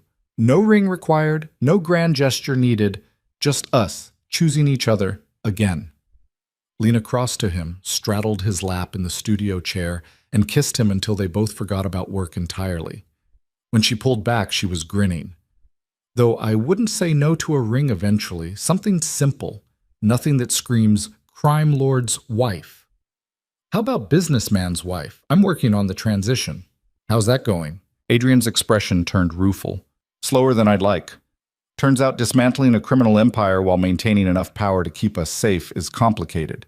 Dominic thinks I'm being too cautious. My accountant thinks I'm being reckless. and I'm just trying to find a middle ground where we can sleep at night without checking for threats." Lena understood the weight he was carrying. In the weeks since Marchetti's arrest, Adrian had been systematically restructuring his operations, selling off the illegal ventures to rivals who'd agreed to stay out of his territory, investing heavily in legitimate businesses, renegotiating relationships with people who'd only known him as a criminal. It was exhausting work, made harder by the fact that some of his own people didn't understand why he was changing. "You'll figure it out," she said. We'll figure it out together. Together. I like the sound of that." Adrian's hand settled on her hips, holding her close. "Fair warning. Being engaged to me comes with complications. Security will get tighter, my family will want to meet you, and every society page in the city will start speculating about who you are and why I'm marrying you." "Your family? You have family?" Lena realized she'd never asked. Had assumed Adrian was as alone as she was. "A sister, Maya. She's a doctor in Seattle, deliberately stayed far away from my world. Smart woman." Adrian smiled fondly. "I haven't told her about you yet. Wasn't sure how to explain that I fell in love with my assistant, who saved my life by walking into a warehouse full of armed men." "Maybe leave that part out. Probably wise." He pulled out his phone. "I should call her. She's going to be insufferable about this. She's been telling me for years that I needed someone to make me human again." Adrian made the call right there, with Lena still in his lap, and she listened to him talk to his sister with a warmth she'd never heard in his voice before. Maya was apparently thrilled, demanding to meet Lena immediately, asking 1,000 questions about how they met that Adrian deflected with practiced ease. "He's not telling me something," Maya said loudly enough for Lena to hear. "Adrian, what are you hiding?" "Nothing. Lena works for me, we fell in love, now we're getting married. Simple story." "You've never had a simple day in your life. Put her on the phone." Adrian handed Lena the phone with an apologetic look. She took it nervously. "Hi, Maya. I'm Lena." "Hi, Lena, who's apparently brave enough to marry my brother. First question, does he still do that thing where he works 18-hour days and forgets to eat?" "Yes, I've started keeping protein bars in his office." "Good. Second question, are you scared of him?" Lena glanced at Adrian, who was watching her with curious eyes. "No, I'm scared for him sometimes, but not of him. He's good to me, better than I probably deserve." "Wrong answer. You deserve everything. Anyone who can make Adrian sound this human definitely deserves everything." Maya's voice softened. "Take care of him, okay? He acts like he's invincible, but he's not. He's just stubborn and protective and terrible at asking for help. I've noticed. I like you already. When's the wedding? I need time to take off work." They talked for another 20 minutes, Maya extracting promises that they'd visit Seattle soon, that Lena would send photos, that Adrian would actually take time off for a honeymoon. By the time they hung up, Lena felt like she'd gained not just a future husband, but a family she'd been missing since her parents died. "She likes you," Adrian observed. "How can you tell?" "She didn't threaten you once. When I introduced her to my last girlfriend, years ago, she spent the entire call asking about escape routes and witness protection." He pulled Lena closer. "Maya's protective. If she thinks you're good for me, that means something." The wedding planning happened faster than Lena expected. Adrian wanted something private, intimate, just close friends and Maya. Lena agreed. She had no family to invite, and the thought of a big public wedding made her anxious. They settled on a small ceremony at the penthouse in 6 weeks, officiated by a judge Adrian knew who owed him favors. "I need to tell you something," Lena said one night, while they were supposedly looking at flower arrangements, but mostly just drinking wine and laughing at the ridiculousness of planning a wedding. "About Marcus." Adrian's expression shifted immediately. "What about him?" "He called me. Yesterday. From Nevada." She watched Adrian's jaw tighten. "Don't freak out. It wasn't threatening. He was apologizing. Said he's been in therapy, working through his issues, trying to become a better person. He wanted me to know he was sorry for what he did, that he understood why I left." "And you believe him?" "I don't know, maybe." "He sounded different, genuine." Lena set down her wine glass.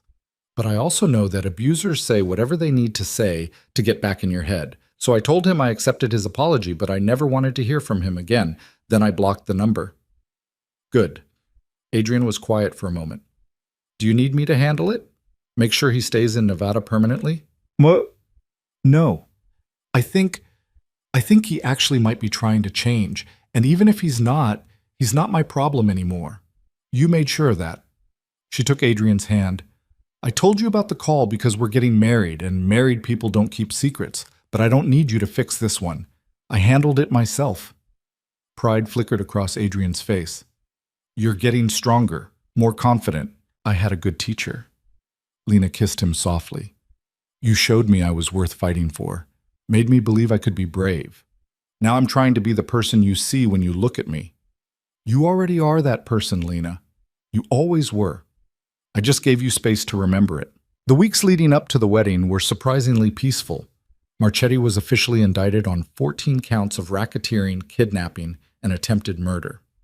Adrian's transition to legitimate business was progressing, slowly, but progressing. Lena's photography series was getting attention from galleries who wanted to show her work.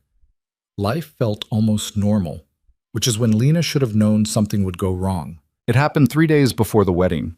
Lena was at a gallery meeting, discussing her upcoming show, when Dominic called with tension in his voice that immediately put her on alert. Where are you? Gallery on 5th. Why? Stay there. I'm sending a car. Dominic's voice was clipped, professional. Don't leave the building until my driver arrives. Don't talk to anyone you don't know. Just wait. Dom, what's going on?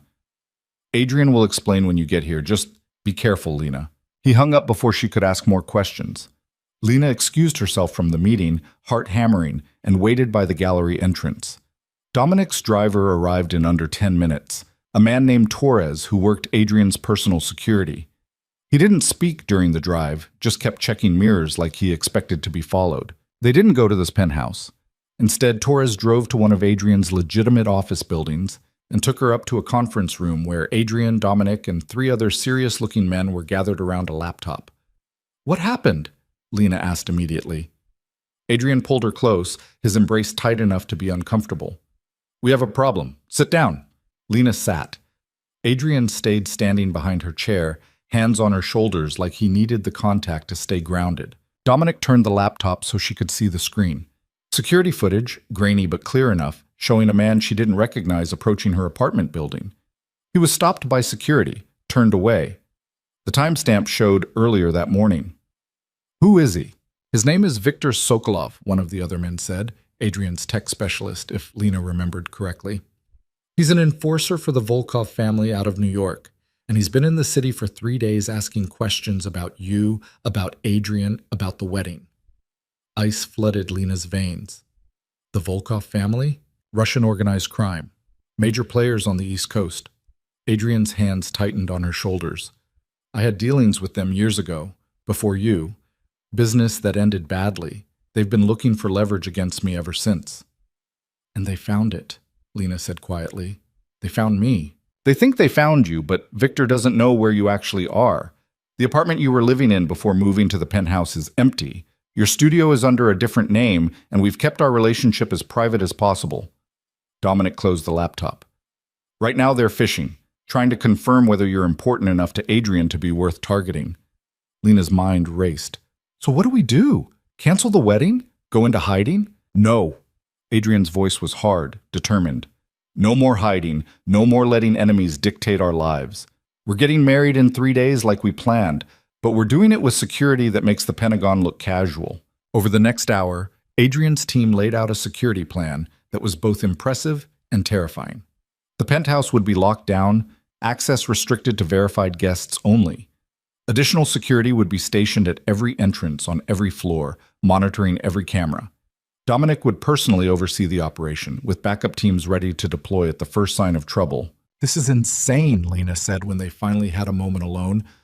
We're planning our wedding like it's a military operation. Welcome to my world. Adrian's attempt at humor fell flat. Lena, I can't promise you a normal life. Can't promise there won't be more threats, more people trying to use you against me. But I can promise I'll do everything in my power to keep you safe. I know. She leaned into him, exhausted. I thought after Marchetti, after you started transitioning to legitimate business, things would calm down, that we'd get a break from the constant danger. They will calm down, eventually, But the transition is going to take time, and until then, people like the Volkovs see vulnerability, see me changing as weakness rather than strength. Adrian tilted her chin up. If you want to postpone the wedding until this is handled— No, absolutely not. Lena's voice was fierce. I'm not letting some Russian enforcer dictate when I marry you. We do this on our schedule, not theirs. Adrian smiled, one of those real smiles that transformed his whole face. Have I mentioned that I love you? Once or twice, but I don't mind hearing it again. The next 3 days were a blur of final preparations mixed with security briefings. Maya arrived from Seattle, took one look at the security setup, and immediately cornered Adrian. This is your life now? Lena heard her ask through Adrian's office door. Armed guards and threat assessments at your wedding? It's temporary. I'm working on transitioning to— To what? Normal? Adrian, you've been living this way for 15 years. You've built an empire on violence and control. You really think you can just walk away from all that? I'm not walking away. I'm transforming it into something sustainable, something that won't get me or Lena killed before we're 40. Adrian's voice was strained. Maya, I know you don't understand this world. You're right, I don't. But I understand you, and I know you well enough to see that you're terrified. Not of the Volkovs or Victor or any external threat. You're terrified that you can't protect her, that your world is going to destroy the best thing that's ever happened to you. Silence. Then Adrian, quieter. Yeah, I am. Lena moved away from the door before they could catch her eavesdropping. Maya was right. Adrian was carrying fear he wouldn't admit to her directly, trying to be strong when inside he was probably falling apart. She found him later that night in his office, staring at security feeds with exhausted eyes. Come to bed, she said softly. In a minute. Just want to check. Adrian? Lena took the tablet from his hands and set it down. The security team is watching. Dominic is watching. You have literally 30 people making sure nothing goes wrong tomorrow. You don't have to do this alone. I need to. You need to sleep. Need to trust your people. Need to accept that you've done everything possible and now we just have to have faith it's enough. She pulled him to his feet. Please, I can't marry you if you collapse from exhaustion halfway through the vows. Adrian let her lead him to bed, though Lena could feel the tension in his body. They lay tangled together in the dark, neither sleeping, both hyper-aware of the security outside and the threat hanging over their wedding day. I'm scared, Adrian admitted quietly. Not of getting hurt myself, but of something happening to you. Of being the reason you get hurt because people want to get to me through you. I know, but Adrian, I'm choosing this anyway. Choosing you. Choosing this life. Choosing to believe that love is worth the risk. Lena kissed his jaw. Tomorrow, we get married. We commit to each other officially, publicly, in a way that tells everyone, including the Volkovs, that we're a united front. That threatening one of us means dealing with both of us. That's not comforting. That's doubling the target. Or doubling the strength. She shifted so she could see his face in the dim light. You've been alone for so long, carrying everything yourself. Let me share that weight. Let me be your partner in all of this. The empire, the danger, the transformation into something better. We're stronger together than apart. Adrian pulled her closer. When did you get so wise? I had a good teacher, she said again, echoing words from weeks ago. He taught me that being brave doesn't mean not being scared. It means being scared and doing it anyway. They finally fell asleep sometime near dawn, wrapped around each other like if they held tight enough, nothing could tear them apart. The wedding day arrived with surprising calmness. Lena woke to find Adrian already up, dressed in a suit that probably cost more than most cars, looking out the penthouse windows at the city below. Second thoughts? She asked. Never. Just thinking about how different everything looks from up here. How much has changed since you walked into my office asking for a job? He turned to face her. You ready for this? To marry you? Absolutely. To do it surrounded by armed security while Russian mobsters potentially watch? Less thrilled about that part. Adrian laughed. Genuine, warm, the sound she'd worked so hard to coax out of him over these months. Fair enough. Come on. Maya's threatening to start without us if we don't hurry. The ceremony was small, intimate, perfect. Just Adrian's inner circle, Maya, and the judge who looked mildly uncomfortable officiating a wedding with so much visible security.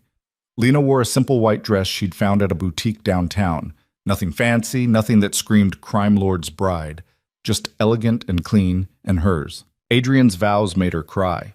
They weren't flowery or poetic, that wasn't who he was, but they were honest and raw and full of promises about protection and partnership and building something better together. Lena's vows were shorter. I choose you, every day and every way, despite every reason to run. I choose you, Adrian Varelli, and I'm going to keep choosing you until we're old and gray and our biggest threat is who gets the remote. That's it? Adrian asked, smiling. That's everything. The kiss when the judge pronounced them married was soft and sweet and felt like a promise, like they'd made it through the worst and now only better things waited ahead. The reception was supposed to be quiet, just dinner with their small group, champagne, maybe dancing. It stayed that way for exactly 43 minutes. Then Dominic's radio crackled with urgent chatter. Security had spotted Viktor Sokolov 3 blocks away, heading toward their building with what looked like backup. Get everyone to the safe room, Dominic ordered immediately. Now. Adrian's penthouse had a reinforced safe room built into the structure, something Lena had thought was paranoid when she'd first learned about it. Now she was grateful as Dominic herded their wedding guests into the secure space while Adrian's security team mobilized. You should go with them, Adrian told Lena. Not a chance. We're partners, remember? I don't hide while you handle threats. She grabbed his hand. What's the plan? Adrian looked at her, his wife, dressed in white, refusing to be protected, standing beside him like she'd done since that day in the warehouse. Something fierce and proud crossed his face. The plan is we end this. Together. He turned to Dominic. Get Viktor on the phone. I want to talk to him before this escalates. Dominic made the call, and moments later Viktor Sokolov's voice came through on speaker. Varelli, heard congratulations are in order. Viktor, you've got 30 seconds to explain why you're approaching my building with armed men on my wedding day before I decide you're declaring war. Adrian's voice was cold, controlled. And trust me, you don't want that war. No war, just business. The Volkov family has a proposition for you. They could have called, emailed, sent a formal request through proper channels. Instead, they sent an enforcer to stalk my wife. That's not business, Viktor. That's a threat. A demonstration of reach, nothing personal. Viktor's tone was almost apologetic. Look, I'm just the messenger. The Volkovs want a meeting. They think there's opportunity for partnership now that you're transitioning to legitimate operations. They wanted to make sure they had your attention. They have it, but they also have my fury. You come near my wife again, near my home, near anything I consider mine, and I will personally ensure the Volkovs understand exactly what happens when you threaten an Adrian Varelli who's trying to be a better man. Adrian's voice dropped dangerously low. Because here's the thing, Viktor. I was pulling back from violence, from territory wars, from all the things that made me dangerous. But you just reminded me why people were afraid of me in the first place, why they should still be afraid. Silence on the other end. Then, message received, I'll relay your response to my employers. You do that. And Viktor, tell them if they want a meeting, they go through proper channels. They make an appointment like everyone else. They show respect instead of sending armed men to my wedding. Adrian's eyes found Lena's. Because I'm building something different now, something better. And I will destroy anyone who threatens that. Are we clear? Crystal. The call ended. Dominic confirmed that Viktor and his men were retreating, leaving the area entirely. The immediate threat was over. Adrian pulled Lena into his arms, and she felt him shaking slightly, adrenaline, fear, rage all mixing together. So much for a peaceful wedding day, she said. At least it's memorable. Adrian laughed shakily. I'm sorry, Lena. You deserved a perfect day, and instead, I got to watch my husband defend our life together with the kind of strength that reminded everyone why they shouldn't mess with us. That's pretty perfect in its own way. She kissed him softly. We're married, Adrian. Nothing else matters. They brought their guests out of the safe room, assured everyone the situation was handled, and tried to salvage what remained of their wedding reception. Maya pulled Lena aside while Adrian was coordinating with Dominic. Is it always like this? Maya asked. Sometimes. Less often now than before, but yeah, sometimes. Lena met Maya's concerned gaze. I know this isn't normal. I know most people don't have armed security at their wedding or safe rooms in their penthouse, But Adrian's worth it. This life we're building is worth it. He's lucky to have you, someone who sees past the empire to the man underneath. Maya squeezed her hand. Just promise me you'll both be careful, that you'll actually build that better life you keep talking about, because I can't lose my brother to this world, Lena. He's all the family I have. You have me now too, Lena said, and I promise, we're working on better, every day. The rest of the reception passed without incident. They ate, drank champagne, danced in Adrian's living room while Maya took photos on her phone, and Dominic pretended not to smile at how happy his boss looked. When their guests finally left and they were alone, Adrian and Lena stood by the penthouse windows looking out at the city lights. We're married, Lena said, still processing. We are. You're stuck with me now. Good. I choose stuck. She leaned into his embrace. What happens next? Next, we honeymoon. Dominic's handling operations for 2 weeks while we disappear somewhere tropical and try to remember what normal feels like. Adrian kissed the top of her head. And when we come back, we keep building. Keep transitioning the empire into something sustainable. Keep proving that we can have this love, partnership, a life worth living without the constant violence. Think it'll work? With you? I think anything's possible. They went to bed that night as husband and wife, the title still feeling new and strange and wonderful. And despite the threat from the Volkovs, despite the security outside their door, despite all the ways their world was dangerous, Lena felt hopeful. They'd survived Marcus, survived Marchetti, survived threats and violence and moments where everything almost fell apart, and they'd done it together. Whatever came next, they'd handle that together too. In the morning, they'd fly somewhere warm and peaceful. They'd spend 2 weeks remembering what it felt like to just be Adrian and Lena, not crime lord and traumatized photographer, not targets and protectors, just two people who'd chosen each other against all rational judgment and somehow made it work.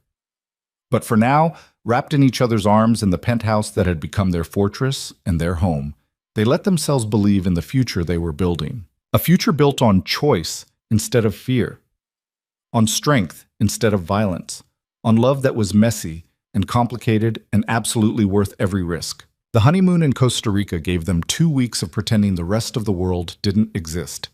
They stayed in a private villa on the coast where the biggest threat was sunburn, and the most difficult decision was whether to have coffee on the beach or the terrace. Adrian laughed more in those 2 weeks than Lena had heard in all the months before. She took hundreds of photos of him swimming, cooking terrible breakfasts, sleeping in the hammock with a book on his chest, documenting a version of Adrian Varelli that no one else got to see. You're going to run out of memory on that camera, he said one afternoon, catching her photographing him yet again. Never. I need evidence that you know how to relax. Your sister won't believe me otherwise. Lena lowered the camera. Besides, I like capturing the real you, not the boss, not the strategist, just Adrian. The real me is kind of boring without the empire. You're wrong. The real you is the man who remembers how I take my coffee, who reads terrible detective novels, who talks to his sister every Sunday no matter what. That's not boring. That's human. They returned to the city refreshed but realistic. The empire hadn't disappeared in 2 weeks. The Volkovs hadn't forgotten about them. And Adrian's transition to legitimate business was still happening in slow, careful increments that tested his patience daily. The meeting with the Volkovs is scheduled for next week, Dominic informed them their first day back. They've agreed to neutral territory, limited security on both sides. They want to discuss potential partnerships in real estate and import operations. Legitimate partnerships? Lena asked. Mostly. The Volkovs are trying to clean up their operations too. Turns out we're not the only ones realizing that the old way of doing business has an expiration date. Dominic looked at Adrian. Question is whether you trust them enough to work together. Adrian considered this, his hand finding Lena's automatically. Set it up, but I want full background on everyone who will be in that room. And Lena comes with me. Adrian, Dominic started, she comes with me. We're partners now. The Volkovs need to understand that threatening her means threatening me, but also that we're a united front, not a weakness to exploit, a strength to respect. The meeting happened in a conference room at one of Adrian's legitimate office buildings. The Volkovs sent 3 representatives, Viktor Sokolov, who Lena recognized from the security footage, an older woman named Irina, who appeared to be the actual power, and a lawyer whose name Lena immediately forgot. Mrs. Virelli, Irina said, acknowledging Lena with a nod that felt almost respectful. Forgive Victor's enthusiasm at your wedding. He can be overzealous in his demonstrations of reach. He can be an idiot, Victor muttered, but there was no real heat in it. Lena stayed quiet, letting Adrian lead the conversation, but watching everything. The way Irina's eyes tracked movement, the way Victor deferred to her despite his size advantage, the way their lawyer took notes without ever looking up. These were serious people trying to build serious partnerships, not rivals looking for vulnerability. The meeting lasted 3 hours. By the end, Adrian had tentatively agreed to a joint real estate venture. Legitimate properties, legal contracts, everything above board. It was a small step, but it represented something bigger. Former enemies choosing cooperation over conflict. That went better than expected, Lena said in the car afterward. Don't get comfortable. The Volkovs are still dangerous, still calculating. But Irina's smart enough to see that legitimate business has better long-term prospects than territory wars. Adrian pulled her close. And having you there helped. You being present, being obviously important to me. It changes the dynamic. Makes them see me as a man with something to lose, not just a target to exploit. Is that good? In this case? Yes. People are less likely to attack when they know the collateral damage includes someone you love. He kissed her temple. Welcome to being my most effective deterrent. Life settled into a new rhythm over the following months. Adrian continued dismantling the criminal parts of his empire while building legitimate alternatives. It was slow, frustrating work that required patience he didn't naturally possess. But Lena watched him adapt, watched him learn to build instead of destroy, and felt proud of the man he was becoming. Her photography career took off in ways she'd never imagined. The Aftermath series got picked up by a major gallery, leading to shows in 3 cities and interest from collectors who had no idea they were buying art from a crime lord's wife. Lena kept her married name off her professional work, partly for privacy, partly because she wanted her art to stand on its own merit. You're getting famous, Adrian observed one night, scrolling through reviews of her latest show. Critics are calling you a voice for forgotten spaces and chronicler of urban resilience. They're being generous. I just take pictures of things people usually ignore. You take pictures of truth. That's different. He set down his phone. I'm proud of you, you know. You could have let trauma define you forever. Instead, you turned it into art that helps other people see beauty in broken things. Lena curled into his side on the couch. I had help. Someone showed me I was worth saving. You saved yourself. I just gave you space to do it. The call from Maya came 9 months after the wedding. Adrian put it on speaker so Lena could hear. I'm pregnant, Maya announced without preamble. 12 weeks, due in March. And before you ask, yes, the father is involved. Yes, we're keeping it. No, I'm not getting married just because I'm pregnant. Questions? Adrian was silent for a long moment. Then, I'm going to be an uncle? Apparently. Try not to teach my kid how to run a criminal empire, okay? I'm out of that business. Mostly. Adrian's voice was warm, happy in a way Lena rarely heard. Maya, that's... Congratulations, really. I'm happy for you. After the call ended, Adrian sat quietly, processing. Lena watched emotions play across his face, joy, fear, something that looked like longing. You okay? She asked. Yeah, just thinking about family, about what that means now that Maya's having a baby. He turned to Lena. Have you thought about kids? I know we've never discussed it. I've thought about it. Wasn't sure you wanted them, given your world. My world is changing, becoming something kids could actually be part of without inheriting violence and danger. Adrian's hand found hers. I want that with you, Lena. Want to build a family, give our kids the stability neither of us had growing up. But only if you want it too. Lena thought about it. About tiny humans who'd have Adrian's dark eyes and her stubborn determination. About teaching them to be brave without being reckless, strong without being cruel. About building something that lasted beyond empires and art careers. I want it, she said. Maybe not immediately. Let's get through Maya's pregnancy first, make sure your transition is complete.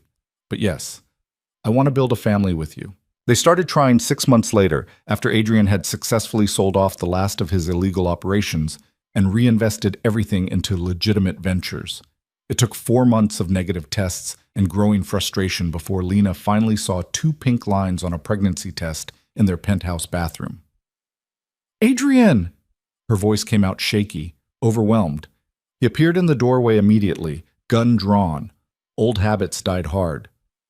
"What's wrong?" "Nothing's wrong. Everything's right. Look!" She held up the test with trembling hands. Adrian stared at it like he couldn't process what he was seeing. Then he swept her into his arms, lifting her off the floor, laughing with pure joy. "We're having a baby? We're having a baby. I'm going to be a dad." He set her down carefully, hands immediately going to her still flat stomach. "There's a person in there, a tiny person we made. That's generally how it works." Adrian kissed her until they were both breathless, his hands gentle on her face like she was something precious. "I love you, both of you. I'm going to be the best dad I can possibly be, Lena. Going to give our kid everything we didn't have: safety, stability, parents who actually stick around." The pregnancy was harder than Lena expected. Morning sickness that lasted all day, exhaustion that made her sleep 12 hours and still feel tired, emotional swings that left Adrian confused and trying desperately to help. But watching him transform into a father-to-be made every miserable moment worth it. He read parenting books obsessively, interviewed pediatricians like he was hiring for a corporate position, started renovating one of the penthouse bedrooms into a nursery with the same intensity he'd once applied to territory expansion. Dominic found the whole thing hilarious. "Boss is alphabetizing baby clothes," he reported to Lena one afternoon. "Color-coded the bottles. I think he's trying to organize an infant like it's a business operation." "Let him. It's how he processes fear." Lena shifted uncomfortably, 6 months pregnant and everything hurt. "He's terrified of being a bad father. He'll be great at it. Overprotective, probably neurotic, but great." Dominic's expression softened.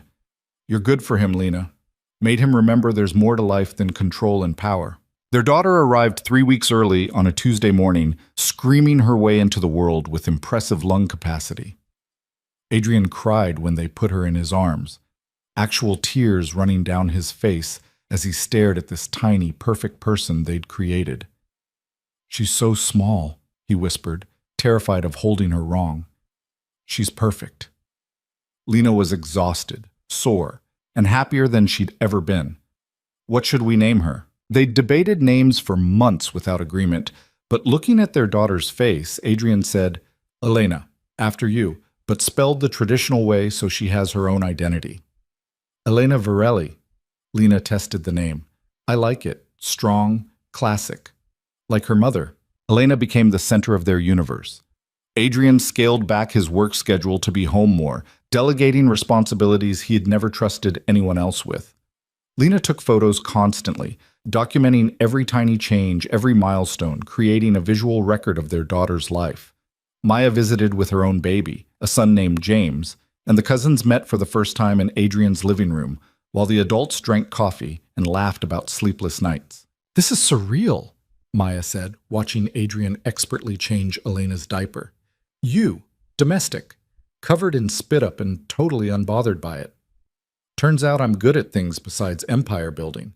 Adrian grinned at his daughter, who grabbed his finger with her tiny fist. Who knew? Lena knew. She saw the human underneath the crime lord. Maya's expression turned serious. "You're really out of it now? The dangerous stuff?" "Completely. Everything I run now is legal, documented, boring as hell by my old standards." Adrian looked at Lena. "Turns out, I'd rather build something my daughter can be proud of than maintain power through fear." The second pregnancy came 18 months later, unplanned but welcomed. Lena was photographing a gallery opening when the familiar nausea hit, and she knew immediately. Their son arrived right on schedule, healthy and loud, and immediately adored by his big sister. "2 kids?" Adrian said, looking slightly shell-shocked as he held their son while Elena climbed on the hospital bed. "We have 2 kids." "We do. Think we can handle it?" "Ask me in 18 years. They named him Marcus, not after Lena's ex, but after Adrian's father who died when Adrian was young. It felt right, reclaiming the name for something good instead of letting it represent pain. Life became beautifully chaotic. 2 kids under 3 meant constant noise endless laundry, sleep deprivation that made Lena's running from Marcus days look restful. But it also meant laughter, tiny arms around her neck, watching Adrian read bedtime stories in voices that made Elena giggle. "I want more," Adrian said one night after they'd finally gotten both kids to sleep. "More what? Coffee? Sleep? Sanity? Kids. I want more kids." He pulled her close. "I know it's crazy. We're already outnumbered. But I love this, Lena. Love our family. Want to fill this penthouse with as many tiny humans as we can handle." Lena thought about it. About more sleepless nights and chaos and expensive college funds. About more of those moments when Elena said, "I love you, Mama," unprompted. Or when Marcus's face lit up seeing his father come home. About building something that would outlast both of them. "2 more," she said, "but then we're done. 4 kids is my limit."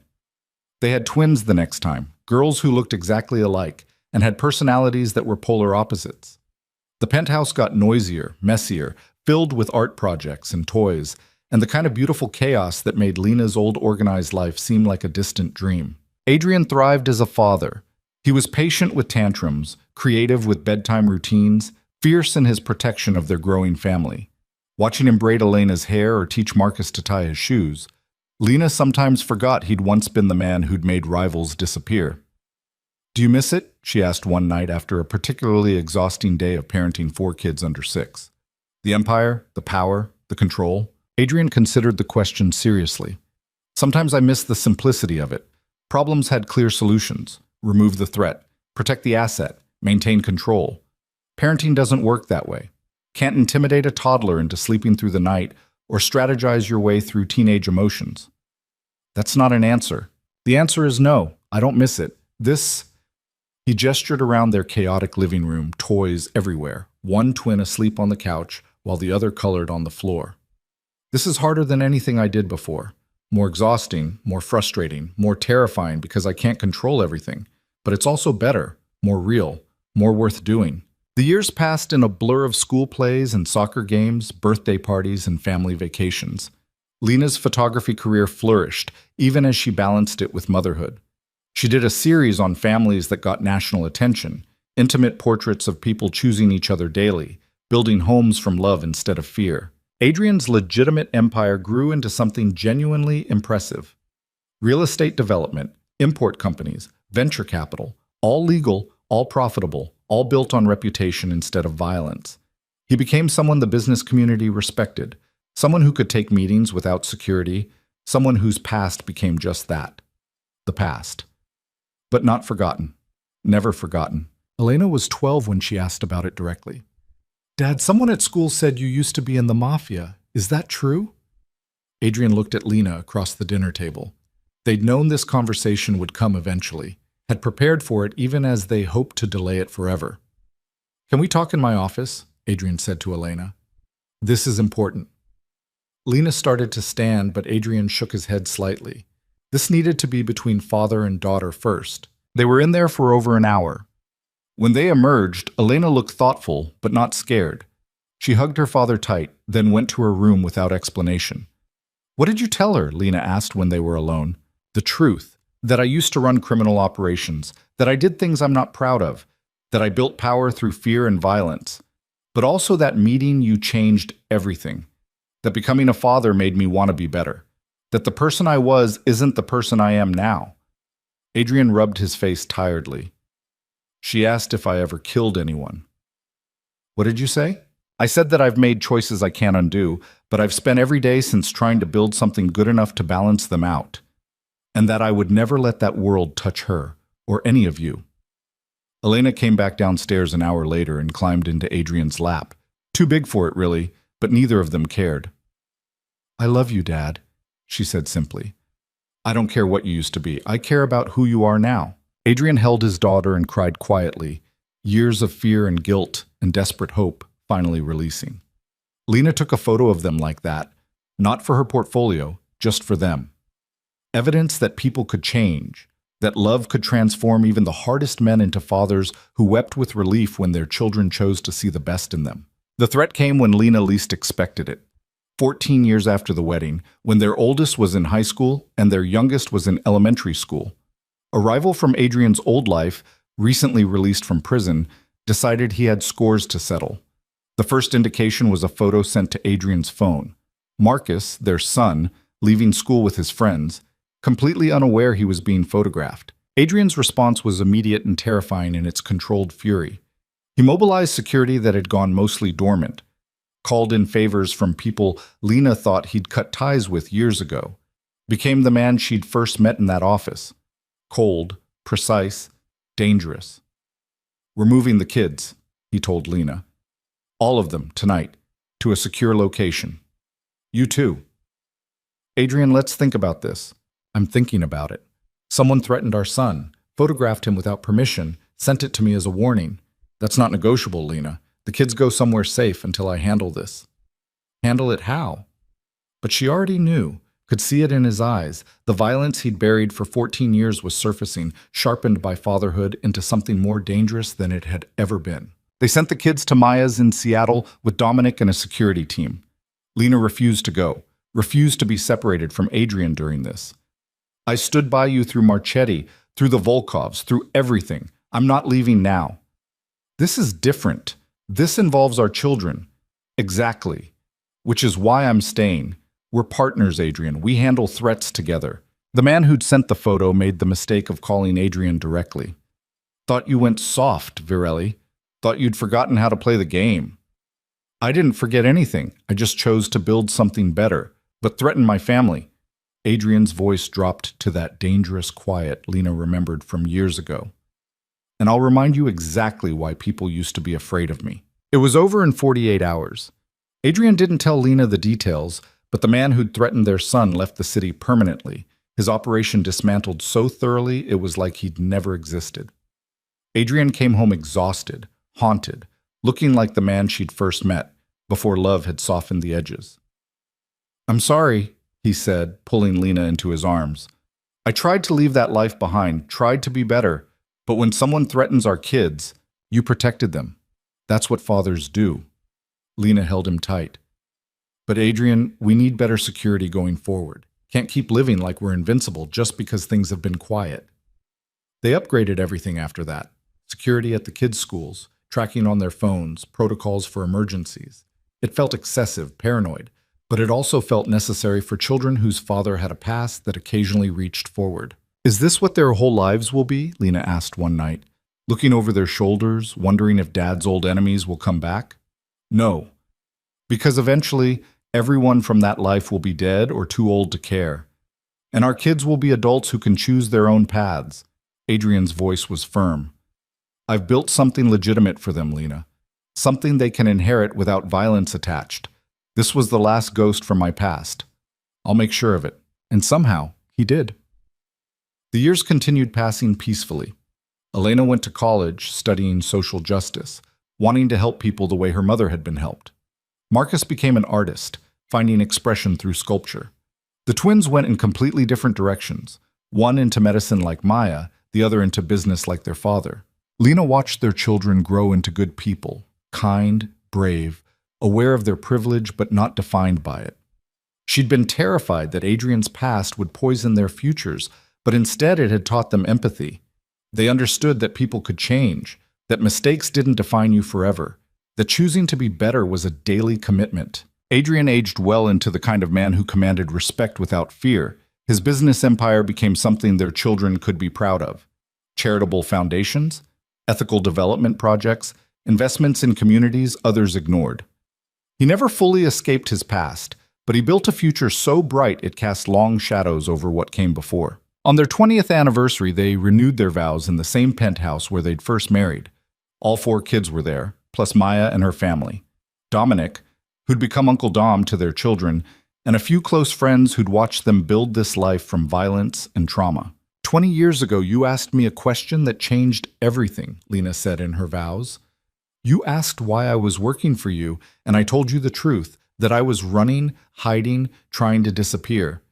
And instead of using that weakness against me, you protected it, protected me, gave me space to become someone I'd forgotten I could be. She looked at their children, at the life they'd built.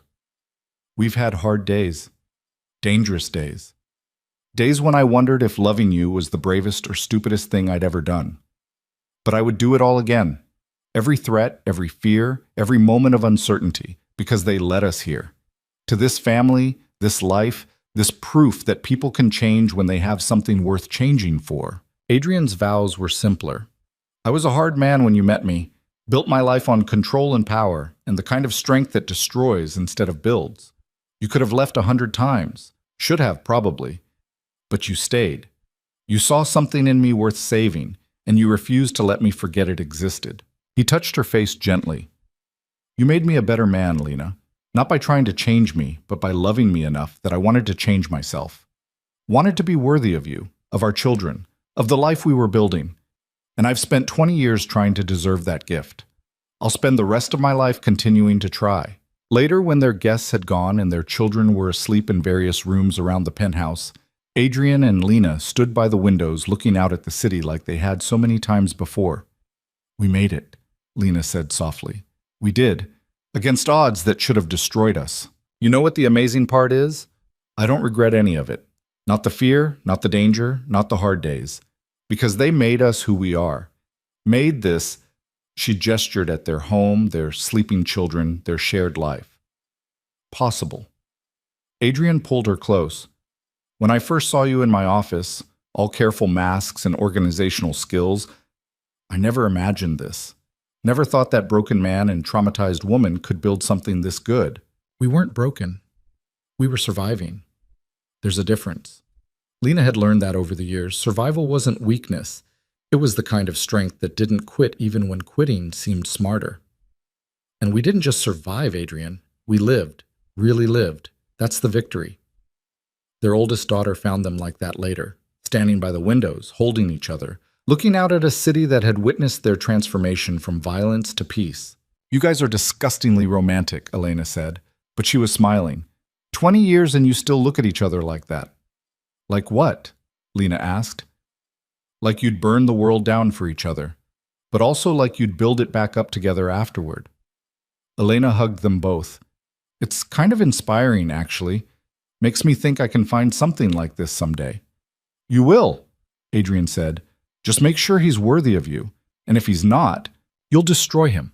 I know, Dad. You've given that speech to all of us. Elena laughed. But seriously, thank you for showing us what love looks like when it's real, when it's hard but worth it. Not everyone gets to grow up seeing that. After Elena went back to bed, Lena and Adrian stayed by the windows until dawn, watching the city wake up. They'd built something extraordinary from the wreckage of their separate pasts, had taken trauma and violence and fear and transformed it into a family that knew how to choose love daily. Some people would say their story was too complicated to be romantic, that Adrian's past made him unsuitable, that Lena's trauma made her weak, that building love from such broken pieces was impossible. But those people didn't understand that the strongest foundations were built on truth, not perfection. That real love wasn't about finding someone without flaws. It was about choosing someone despite them, about building something better together than either could manage alone. Adrian Varelli had been a crime lord who'd made his name through violence and fear. Lena Cruz had been a woman running from a past that refused to let her go.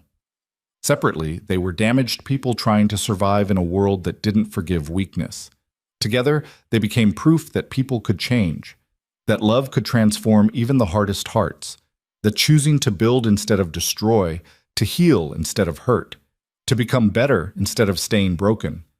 That was the real power. Their children would inherit wealth and opportunity, yes, but more importantly, they'd inherit the knowledge that transformation was possible, that their father's past didn't define their future, that their mother's trauma had become strength instead of limitation.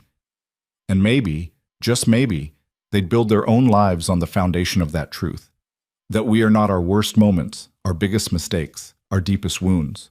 We are what we choose to become despite them. 20 years after a crime lord asked his new assistant a dangerous question, Adrian and Lena stood together watching sunrise over a city they'd both conquered in different ways. His empire had transformed into something their children could proudly inherit. Her photography had become a career that captured truth and beauty in forgotten spaces. Their family had become the kind of loud, chaotic, loving mess that neither of them had dared to dream possible. No regrets? Adrian asked softly. Lena thought about it. About Marcus and the years spent running, about Marchetti and warehouses full of armed men, about threats from rivals and fears for their children, about all the ways loving Adrian Varelli had complicated her life beyond recognition. Not a single one, she said. You? Never. You're the best decision I ever made. He kissed her as the sun broke fully over the horizon, painting their city in gold. The only decision that really mattered. And in that moment, standing in the penthouse they'd defended together, surrounded by evidence of the life they'd built. Toys scattered across expensive furniture, children sleeping peacefully in bedrooms that had never known fear, photos documenting 2 decades of choosing each other. Lena understood something fundamental. Love wasn't about finding perfect people in perfect circumstances. It was about finding someone worth fighting for and building something together that was stronger than the sum of your separate broken pieces. She and Adrian had done exactly that, had taken violence and trauma, fear and pain, and transformed it into something beautiful, something real, something that would outlast both of them in the children they'd raised and the choices those children would make. That was their legacy. Not the empire Adrian had built or the art Lena had created, but the proof that people could change when they had something worth changing for. And as morning light filled their home and their family slowly woke to another day of beautiful, chaotic normalcy, Lena knew that every risk had been worth it. Every dangerous choice, every moment of fear, every time she'd chosen to stay instead of run, all of it had led here, to a life built on love instead of fear, to a future brighter than either of their pasts, to proof that sometimes the most dangerous question leads to the most extraordinary answer.